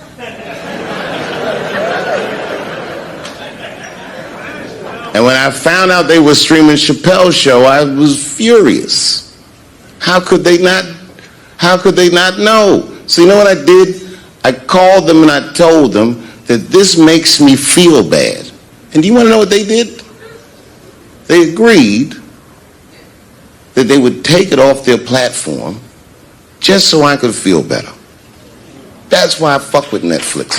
Because they paid me my money, they do what they say they're gonna do, and they went above and beyond what you could expect from a businessman. They did something just because they thought that I might think that they were wrong. And I do. I think if you are fucking streaming that show, you're fencing stolen goods. They stole that from me. They just took it. And I'm not up here trying to tell you guys that I believe that Comedy Central gave me a raw deal just because I'm black. I believe that they gave me a raw deal because this fucking industry is a monster. It's the same monster that these Me Too bitches was trying to tell you about. But they hate the monster for how it fucks. And I hate that monster for how it eats. But my God, man, it's the same monster. When I quit the show, all my friends would say, well, fuck them, Dave. Why don't you just do Chappelle's show at another network? Yeah. And why doesn't a slave run from one plantation to another plantation because the master over there might be nicer? My God, man, I was trapped. You know what, tell you the truth? I've even thought about coming back and doing another Chappelle show. Well, but if I do, I can't call it Chappelle's show because my name and likeness is being used by them in perpetuity throughout the universe. It's in the contract.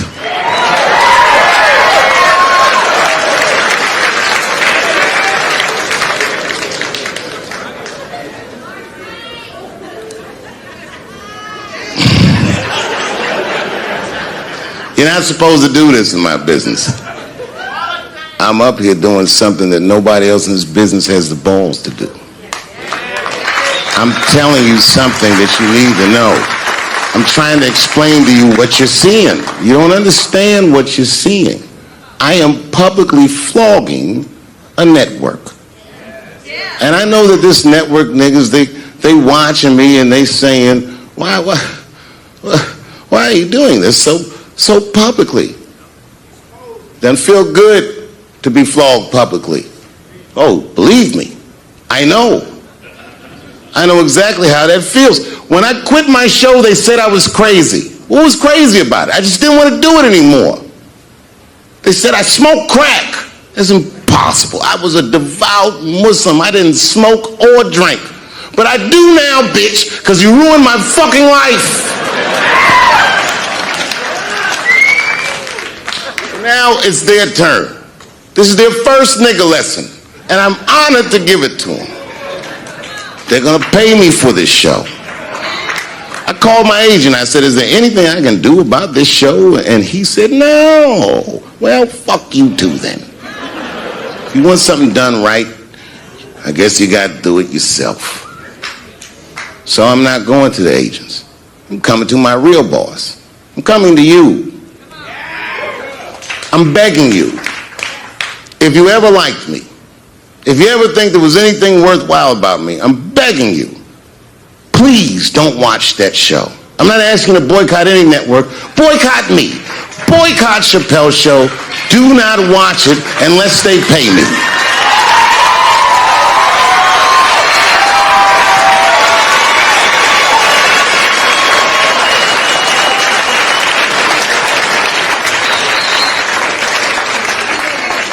If you're a shareholder at Viacom, then I'm talking to you. Because all that shit that they do to us, well, they do everything for their shareholders. That's what they told me. So if you're a shareholder in that company, tell them it's wrong. And if you don't believe that it's wrong, then fuck you too. You should know what's in the hot dogs you eat. Now, there's probably a bunch of people at Comedy Central and Viacom and all these places that have no idea what I'm talking about. They've all either quit or been fired or got Me Too'd or something. Them niggas is gone. And there's a whole bunch of new young people there, and they're probably looking like, what is he talking about? They may not actually know what the fuck happened to me. So I'll tell you what I'm talking about. Go downstairs to your accounting department, open the books, see what that show made, and look at what you paid me. That's exactly what I'm talking about. You're going to pay me. I am inviting you to come with me and work with me. And let's fight against that terrible, terrible feeling that you made me feel together. We can fight together and work this thing with Chappelle's show out. Or I can just take it. Dave Chappelle.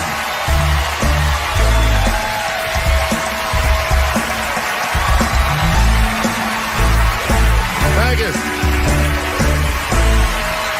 Oh boy, I'm very nervous. No pressure.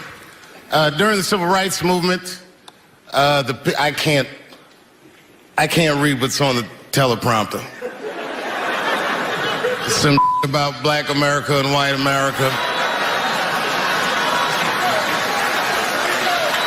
There's black Americans and there's white Americans. We're all one America. So if you don't mind, this is not live, is it?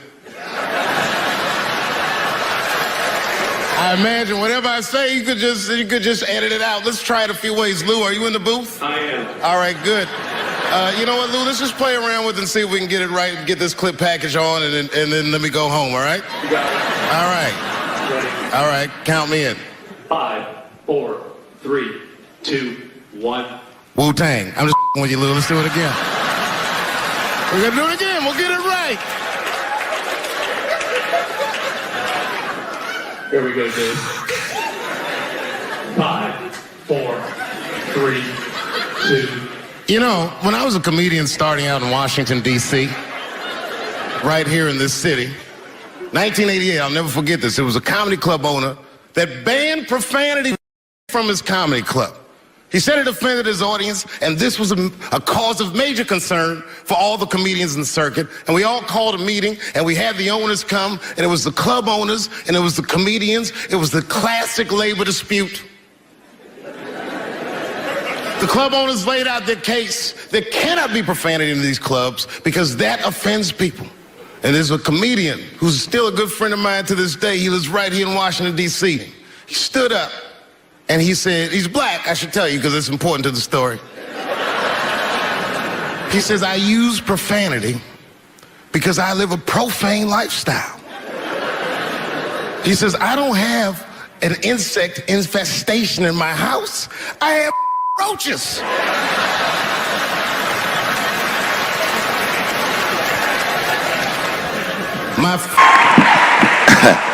Man, I gotta tell you, when I was sitting here watching what all the other honorees have done with their lives, I started feeling like shit. Like, this is terrible.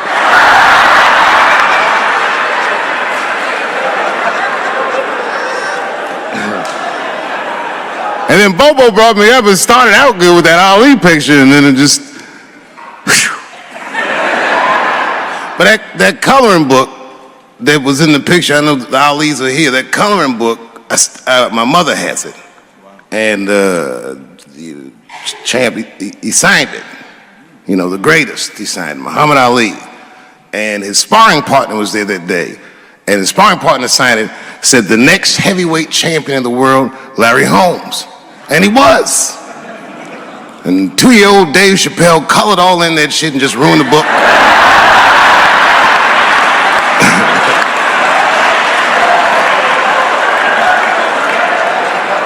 But I remember part of the book that I remember real vividly because I asked my mother about it when I was a kid. There's a part where there's a picture of Ali throwing his Olympic gold medal into the Ohio River.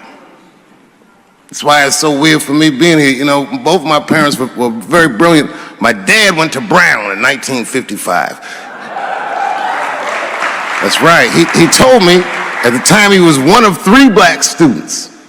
He said one of the guys got accused of a rape that he probably didn't commit, and the other guy killed himself, and Dad said, and I left.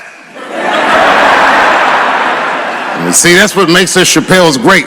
We know when to quit.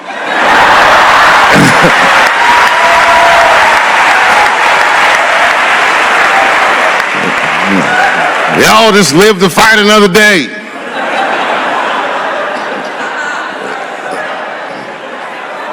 I gotta say, I'm very honored to be here, and I'm very honored to be here with the other honorees. Really, I'm like very humbled by you all, the work that you do, and you all make me want to be better. All of you.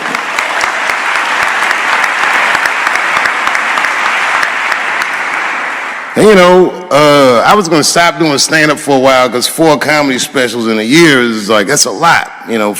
But you know, shout out to my colleagues in comedy. I just want to say that in a way, this for me belongs to my mother primarily, who was an African American studies professor, and a lot of the content that I say, she raised me well. I'm not an uninformed person.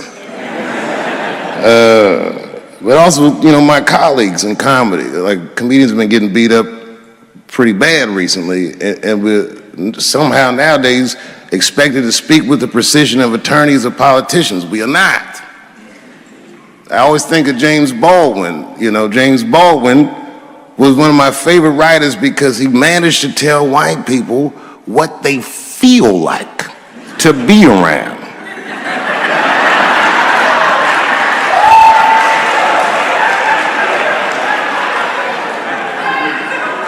So I ain't gonna hang up my gloves yet. I think I got one more special in me. So to quote Baldwin, God gave Noah the rainbow sign. There's no more water, it's the fire next time. Thank you very much. Boy, this comes as a complete surprise.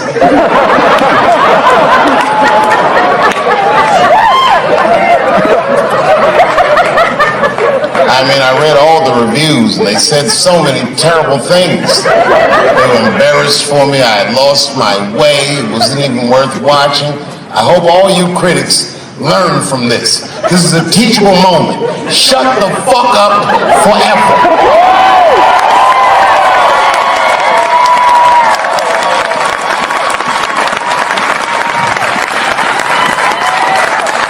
Two in a night. These aren't them. These are the ones I won for the other ones, motherfucker.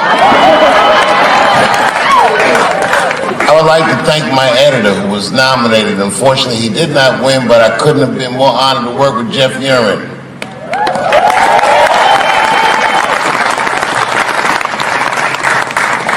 Stan Lathan has been directing television since 1968. Any show that I watched when I was growing up, he directed it. From Sesame Street to Sanford and Son to Good Times to Everything Black. And finally, you motherfuckers finally gave him an Emmy tonight. He deserves so much more, but I'm glad you came around.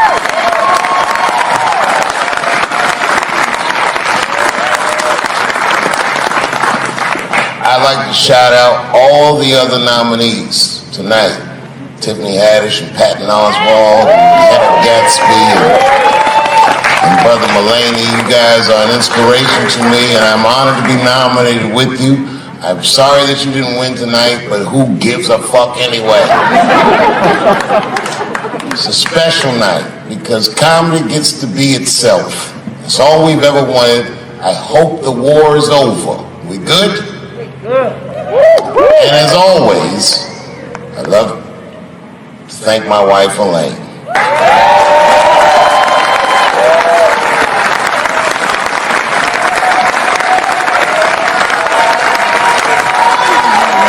That's right. Elaine has been with me for the last 25 years and had to endure the pains of living with the greatest comedian ever. See you on Monday. Thank you very much. Thank you. Thank you. I like not knowing what's going to happen. I like making memories. Sometimes I do all this crazy shit around my colleagues just so that they can tell their friends I did it. But rather than talk about myself, just briefly, I want to just talk about my genre. Stand-up comedy is an incredibly American genre. I don't think any other country could produce this many comedians. And unbeknownst to many people in this audience, I don't think there's opinion that it exists in this country that is not represented in a comedy club by somebody. Each and every one of you has a champion in the room. We watch you guys fight, but when we're together, we talk it out. I know comics that are very racist, and I watch them on stage, and everyone's laughing, and I'm like, that motherfucker means that shit. Don't get mad at them, don't hate them. We go upstairs and have a beer, and sometimes I even appreciate the artistry that they paint their racist opinions with. Man, it's not that serious. The First Amendment is first for a reason. The Second Amendment is just in case the first one doesn't work out.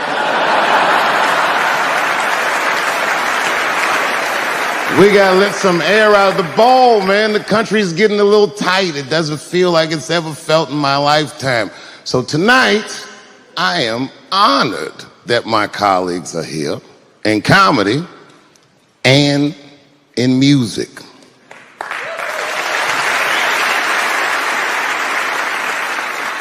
And I want everyone in America right now to look at me. Look at me smoking indoors. I didn't ask anybody, I just did it. What are they gonna do? Kick me out before I get the prize? No, nigga, this is called leverage.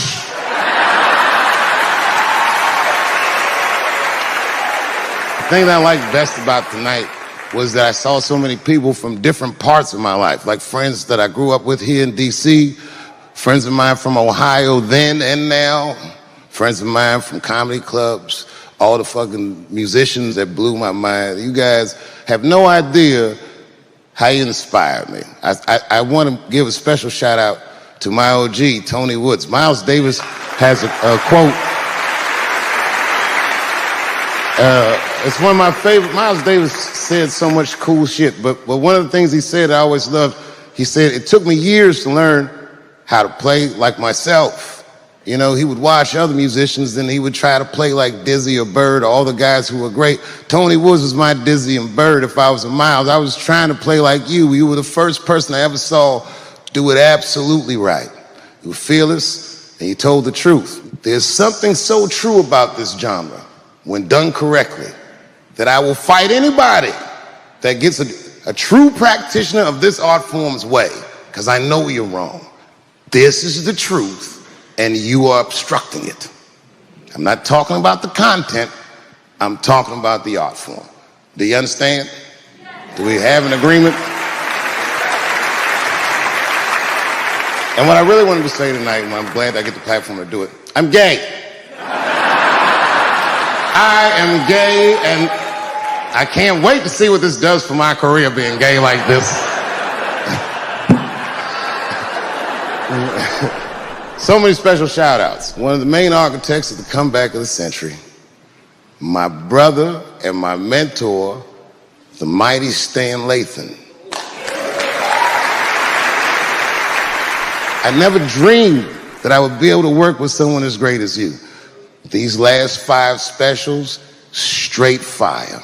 I wouldn't want to do another special with anybody else but you. So eat your motherfucking vegetables and live as long as you can, because we doing a few more of these bitches.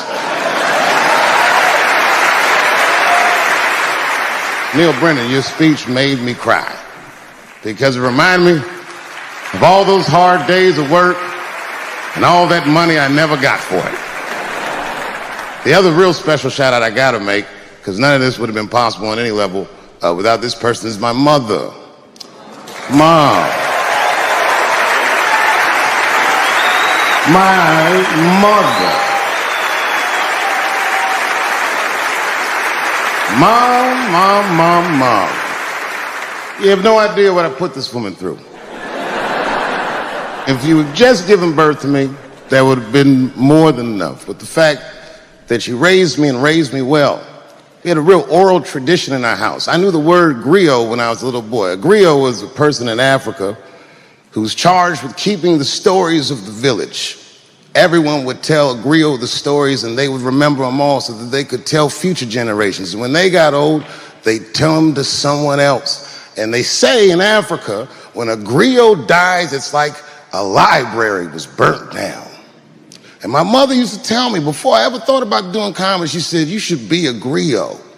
And she'd fill me with every story of black life. You know, she's educated in African American studies, and she would let me understand the context that I was being raised in. That I'm being raised in a hostile environment that I have to tame. By the time I was 14 years old, I was in nightclubs, mastering an adult world. It was terrifying.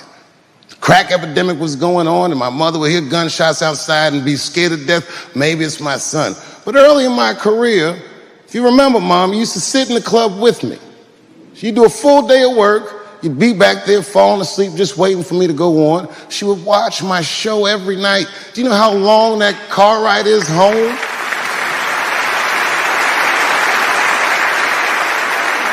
How many of you have ever heard your mother say, pussy jokes were a little too much tonight, son?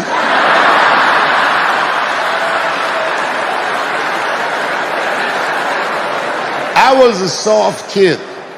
I was sensitive, I'd cry easy, and I would be scared to fist fight. And my mother used to tell me this thing, I don't even know if you remember, but you said this to me more than once. You said, son, sometimes you have to be a lion so you can be the lamb you really are. I talk this shit like a lion. I'm not afraid of any of you. When it comes word to word, I will gab with the best of them, just so I can chill and be me. And that's why I love my art form, because I understand every practitioner of it. Whether I agree with them or not, I know where they're coming from. They want to be heard. They got something to say. There's something they notice. They just want to be understood.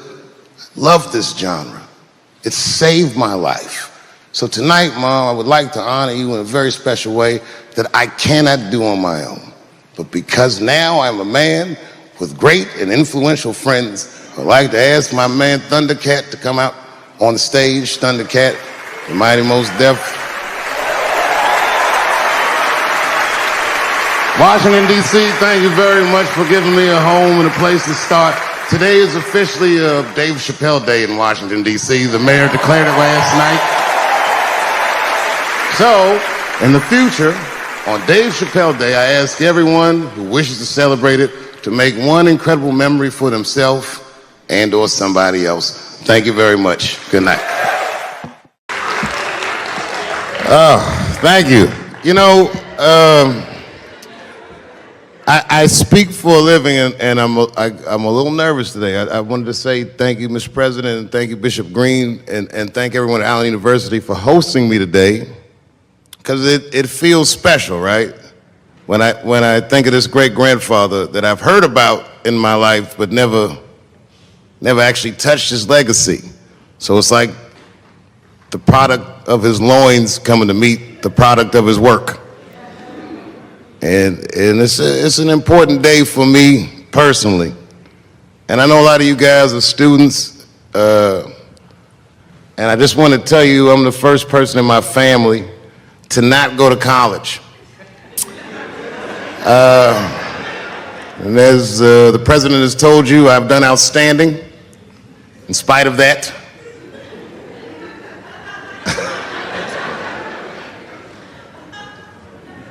But one thing I did want to say, and one thing today just made me think about, for all the things that I've done, I'm most renowned for what I didn't do.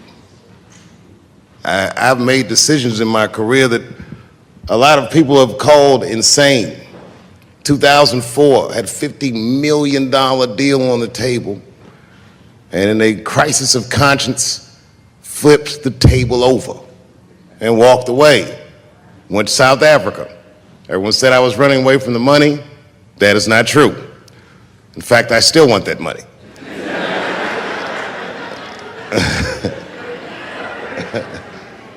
The idea that I wanted to just share with you guys is the idea that sometimes you do what you think is best, whether anybody understands it or not. I heard a story about my father where someone told me he used to do statistics for a company in DC. The company he did statistics for started doing business with the South African government, so he quit his job. It's caused a lot of problems between him and his wife. It's hard for a man when he can't provide for his family the way he wants to, and he suffered through it. And a generation later, when I had my crisis of conscience, I was able to go to a free South Africa and get away from the heat. This idea that what you do in your lifetime informs the generations that comes after you is something I keep thinking about, something that is so much bigger than just ourselves. And today I'm standing in front of you guys, and I know you guys are like, oh, I know you're bored. But I see family of mine in the front row some who I've never met, and I just realize how all of us are connected. That my great-grandfather built something more substantial than buildings. He built a community, and he built, more importantly than a community, he built a way. You know, so I'm very grateful. Very grateful. Hello, police. I just saw him saying, you know what I mean? He's standing over like, so this is what black people talk about.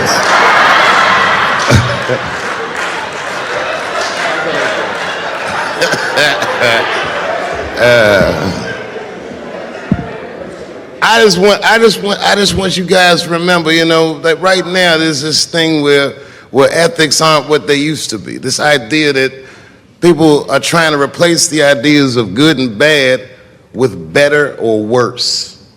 And that is incorrect. You gotta keep your ethics intact, because good and bad is a compass that helps you find the way. And a person that only does what's better or worse is the easiest type of person to control. They are a mouse in a maze that just finds the cheese. But the one who knows about good and bad will realize that he's in a maze. So, that being said, I just hope that all of you guys transcend whatever you see as your obstacles, and that you live outstanding lives, and that you stay connected to your communities, because you have so much power there, and that you grow your communities and you diversify your communities, and that you don't let anybody tell you you can't or to be afraid. It's okay to be afraid, because you can't be brave or courageous without fear. The idea of being courageous is that even though you're scared, you just do the right thing anyway. So in 2004, I walked away from $50 million, and in November, I made a deal for $60 million. So,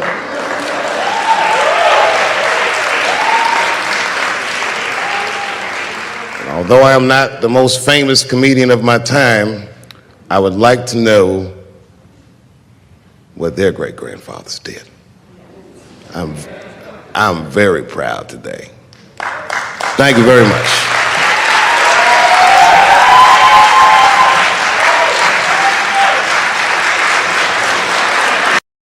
You know, when I was growing up, I was probably about 8 years old, and at the time, we were living in Silver Spring. Yeah. Yes. Common misconception about me in D.C. A lot of people think I'm from the hood. That's not true. But I never bothered to correct anybody because I wanted the streets to embrace me. As a matter of fact, I kept it up as a ruse. Like sometimes I'll hang out with rappers like Nas and them, and these motherfuckers will start talking about the projects. Yo, it was wild in the PJs, yo. And I'll be like, word, nigga, word. But I don't know. I have no idea. My parents did just well enough so that I could grow up poor around white people.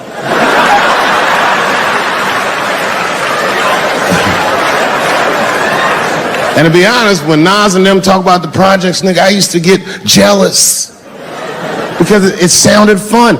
Everybody in the projects was poor, and that's fair. But if you were poor in Silver Spring, nigga, it felt like it was only happening to you. I know the pain of that first sleepover at a white friend's house. And you come back home on Sunday and just look at your parents like, y'all need to step your game up. Everything in Timmy's house works. Remember the first time you saw that?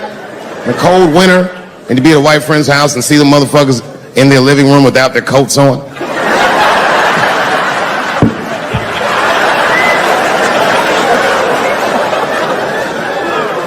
Timmy was one of my first white friends, like in my life, man. He's a good dude, too. He moved to Silver Spring from Utah, of all places. I guess his family was affiliated with that Mormon church they got down there. And me and him used to hang out.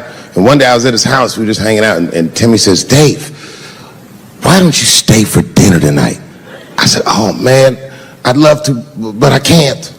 If I'm not home before dark, my mother will kill me. That was a lie. My mother had several jobs. I hadn't seen her in like 3 or 4 days.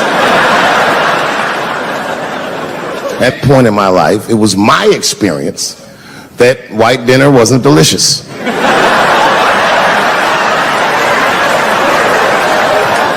I'd rather go home and fry some bologna or some shit like that.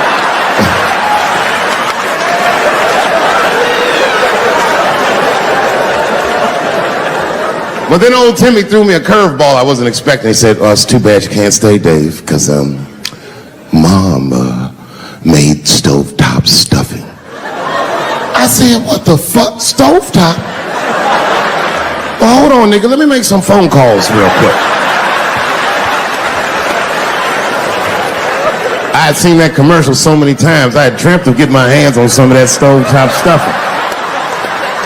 And finally, I met a motherfucker that actually had a box of stovetop in the house. I couldn't miss this opportunity, so I pretended to call my mother.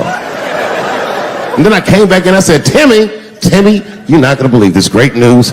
Mom said I can stay. And he said, fantastic. He said, why don't you come with me and we'll help set the table and then we can say the blessing. I had no interest in setting this motherfucker's table or saying these crazy ass Mormon prayers. I just wanted that goddamn stuffing. My hands first. My plan was simple. Wash my hands slowly, and by the time I'm done, the table will be set, the blessing will be said, and all that there will be left to do is eat. Went to the bathroom. I washed my hands very slowly. I must have been in there for about 10 minutes. And suddenly, one of his mothers came to the door.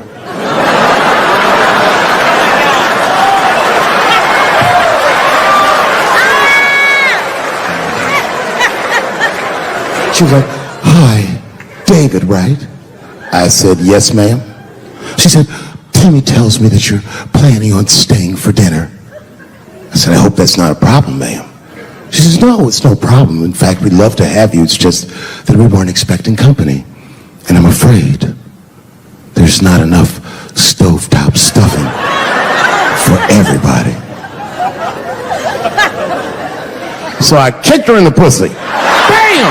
Ladies and gentlemen, I told you I'm dope, nigga. I told you what I was gonna say and you still didn't see it coming. And that's why I make the big bucks.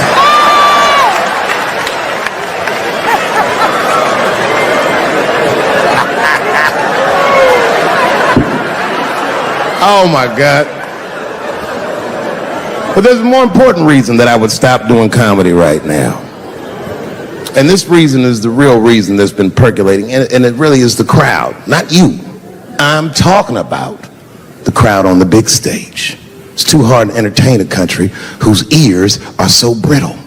Motherfuckers are so sensitive, the whole country has turned into bitch-ass niggas.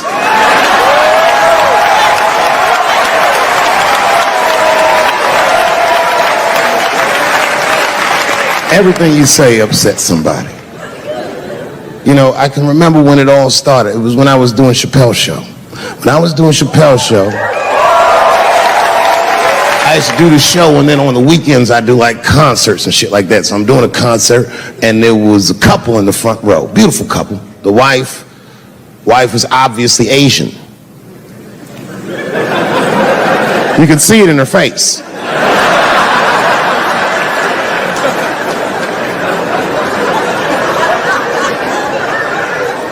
The husband, this motherfucker was mysterious, to say the least. Couldn't quite pinpoint where he was from. Caramel-colored fella, very nice hair, but it could have been from anywhere. Bangladesh, Mexico. I can't guess with a nigga like this. All I knew for sure about this guy is that his wife was a bitch. I could see that in her face, too. No, he was laughing and having a good time, and she was scowling at me at a goddamn comedy show. I couldn't figure it out. And then I realized at some point that she was pregnant, and I was smoking on stage. I said, "Oh my God, that's probably why she's mad." So I started to put my cigarette out, but then she hit me with one of them fake non-smoker calls. So I just kept smoking. I thought to myself, "Bitch, that baby will be fine, relax." And I tried to break the tension. I just asked her. That's all I said. I go, "Hey, where are you guys from anyway?" And I could tell that she was on to me. She goes, very condescendingly, she says, "I'm from California.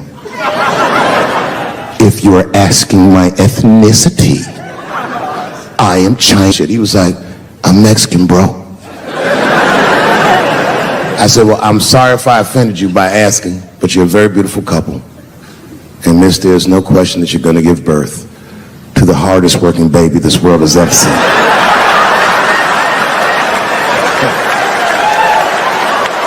That's not a bad joke.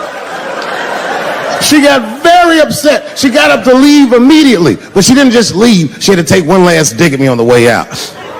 "I will never buy one of your fucking DVDs again, Dave Chappelle." I said, "Ma'am, with all due respect, Chinese people don't buy DVDs."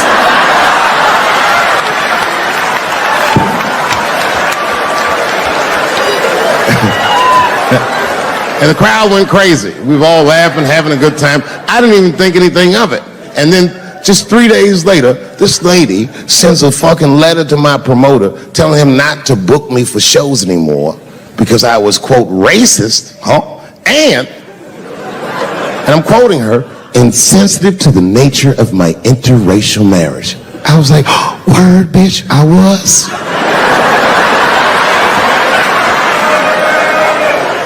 If she would know that I myself am in an interracial marriage. That's right. In fact, my wife is Asian too. Surprise, bitch, I'll see you on Thanksgiving.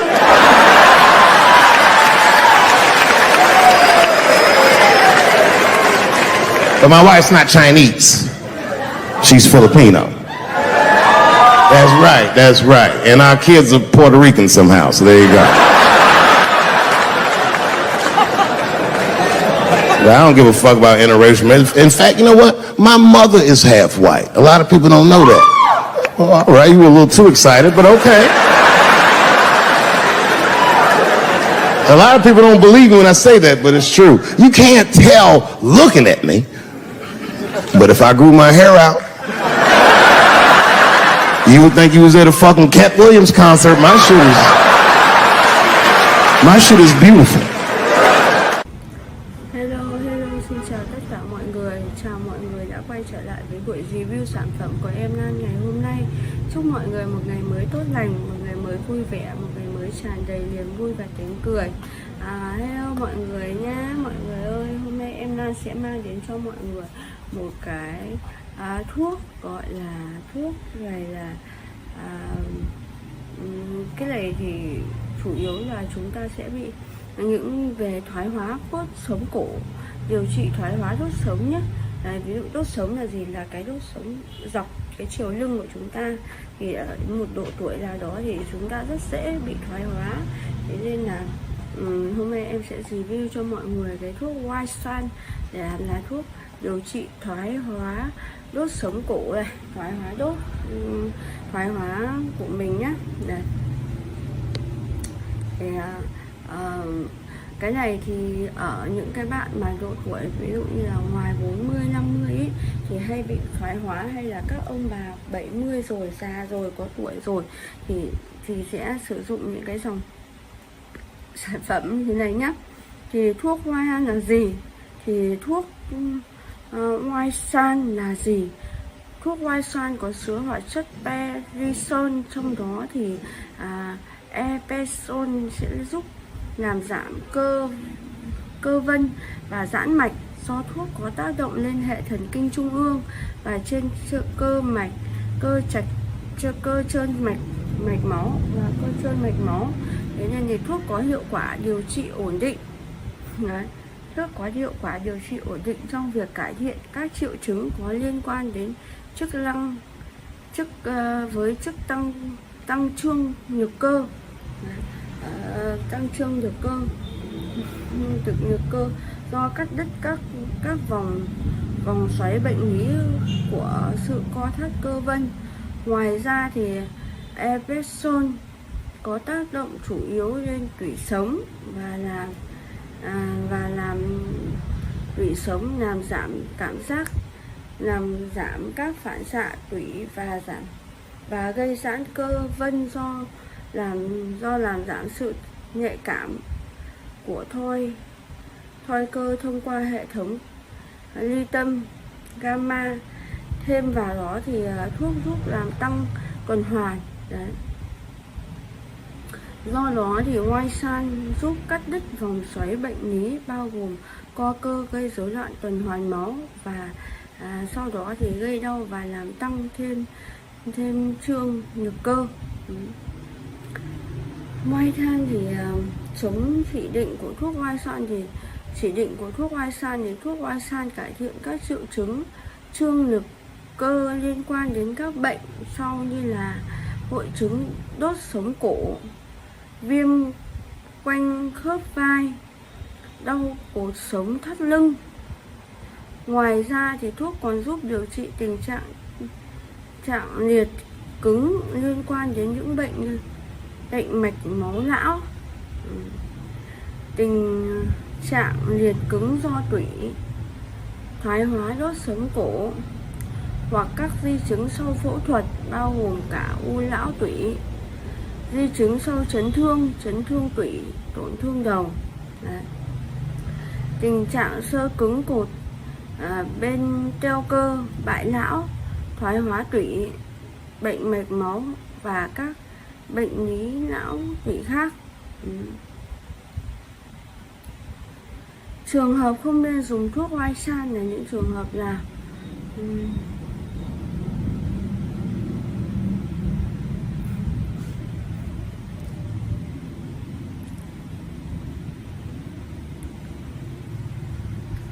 chúng ta hãy cùng tìm hiểu xem là thuốc oai san này thì sẽ chống chỉ định với từng trường hợp nào nhé.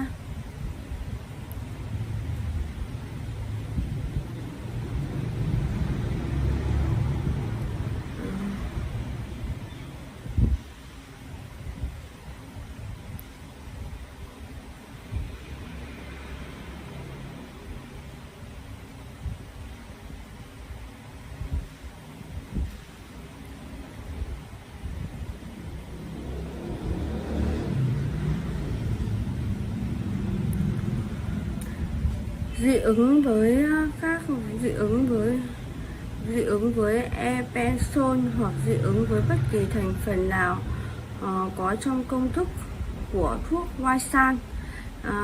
Dị ứng với epensol hoặc là bất cứ thành phần nào trong thuốc oai san nhé. Hướng dẫn dùng thuốc oai san. Hướng dẫn dùng thuốc oai san thì thứ nhất đó chính là cách dùng. Thuốc oai san được bào chế theo viên uống. Dùng thuốc với một cốc nước có dung tích vừa đủ. Đấy. Nên dùng thuốc sau mỗi bữa ăn. Đấy, chúng ta phải dùng thuốc sau mỗi bữa ăn nhé. Liều dùng thì thông thường thì thuốc được dùng trên đối tượng là người lớn. Mỗi ngày uống 3 viên 500mg. Nên chia làm 3 lần sau mỗi bữa ăn trong ngày, bữa sáng, bữa trưa và bữa tối. Đấy, chúng ta nên chia thành 3 lần nhé. Tùy vào độ tuổi cũng như mức độ trầm trọng của triệu chứng mà tùy vào độ tuổi cũng như là mức độ trầm trọng của triệu chứng mà dùng nhiều cụ thể khác nhau. Đấy. Tác dụng phụ của oai san.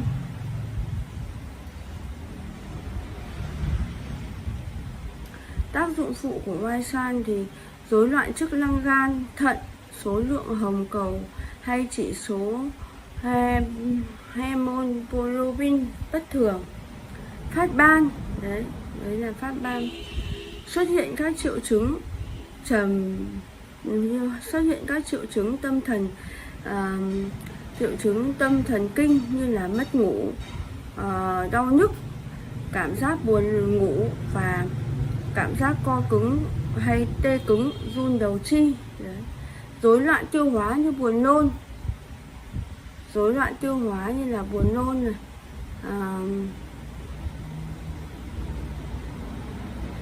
nôn, chán ăn, khô miệng, táo bón, tiêu chảy, đau bụng hoặc các triệu chứng rối loạn tiêu hóa khác. Ngoài ra thì thuốc còn gây ra các triệu chứng như rối loạn tiết niệu. Tương tác khi sử dụng oai san đó chính là lưu ý có một số báo cáo đề cập đến tình trạng rối loạn điều tiết mắt xảy ra sau khi dùng đồng thời với ethylene carbonate với một số chất có cấu trúc tương tự như appendix hydroxy. Do đó thì cần lưu ý đến những trường hợp sử dụng thuốc này. Tốt nhất là không nên thông báo cho bác sĩ biết về tư vấn sử dụng thuốc hiệu quả hơn. Lưu ý khi sử dụng thuốc oai san này thì lưu ý dùng thuốc oai san trên các đối tượng bị yếu sức, chóng mặt hoặc buồn ngủ có thể xảy ra khi dùng thuốc. Phải ngưng dùng thuốc hoặc giảm liều khi bắt đầu có các dấu hiệu đầu tiên của các triệu chứng đó. Thận trọng khi dùng thuốc oai san trên những bệnh nhân có rối loạn chức năng gan. Đối tượng sử dụng thuốc, những đối tượng sử dụng thuốc thì là phụ nữ có thai, vẫn chưa có đủ nghiên cứu. Đối tượng đặc biệt khi sử dụng thuốc thì vẫn chưa có đủ nghiên cứu đánh giá sự an toàn của thuốc trong thời kỳ mang thai. Do đó chỉ nên sử dụng thuốc Hoai-san này cho các bệnh nhân phụ nữ hoặc phụ nữ nghi ngờ có thai nếu có kết quả điều trị. Mong đợi thì thuốc có giá trị bất cứ nguy cơ nào có hại đối với thai nhi. Đấy. Phụ nữ đang cho con bú thì trường hợp nếu cần thiết phải dùng thuốc thì mẹ phải ngưng cho con bú. Lái xe và vận hành máy móc, thuốc Hoai-san có thể có tác dụng phụ trên thần kinh trung ương như đau đầu, chóng mặt, người yếu. Do đó thì bệnh nhân không nên lái xe hoặc điều khiển máy móc khi chúng ta đang dùng thuốc. Dùng ngay sau khi nhớ ra liều tiếp theo, nếu mà chúng ta quên dùng thuốc ấy, nếu liều đã quên kể với kế tiếp với cái liều tiếp theo ấy thì bỏ qua liều đã quên và dùng theo đúng lịch trình dùng thuốc, không nên dùng liều gấp đôi với mục đích bù vào liều đã quên. Đấy là những cái mà thuốc Hoai-san này của chúng ta nhé. Bye bye.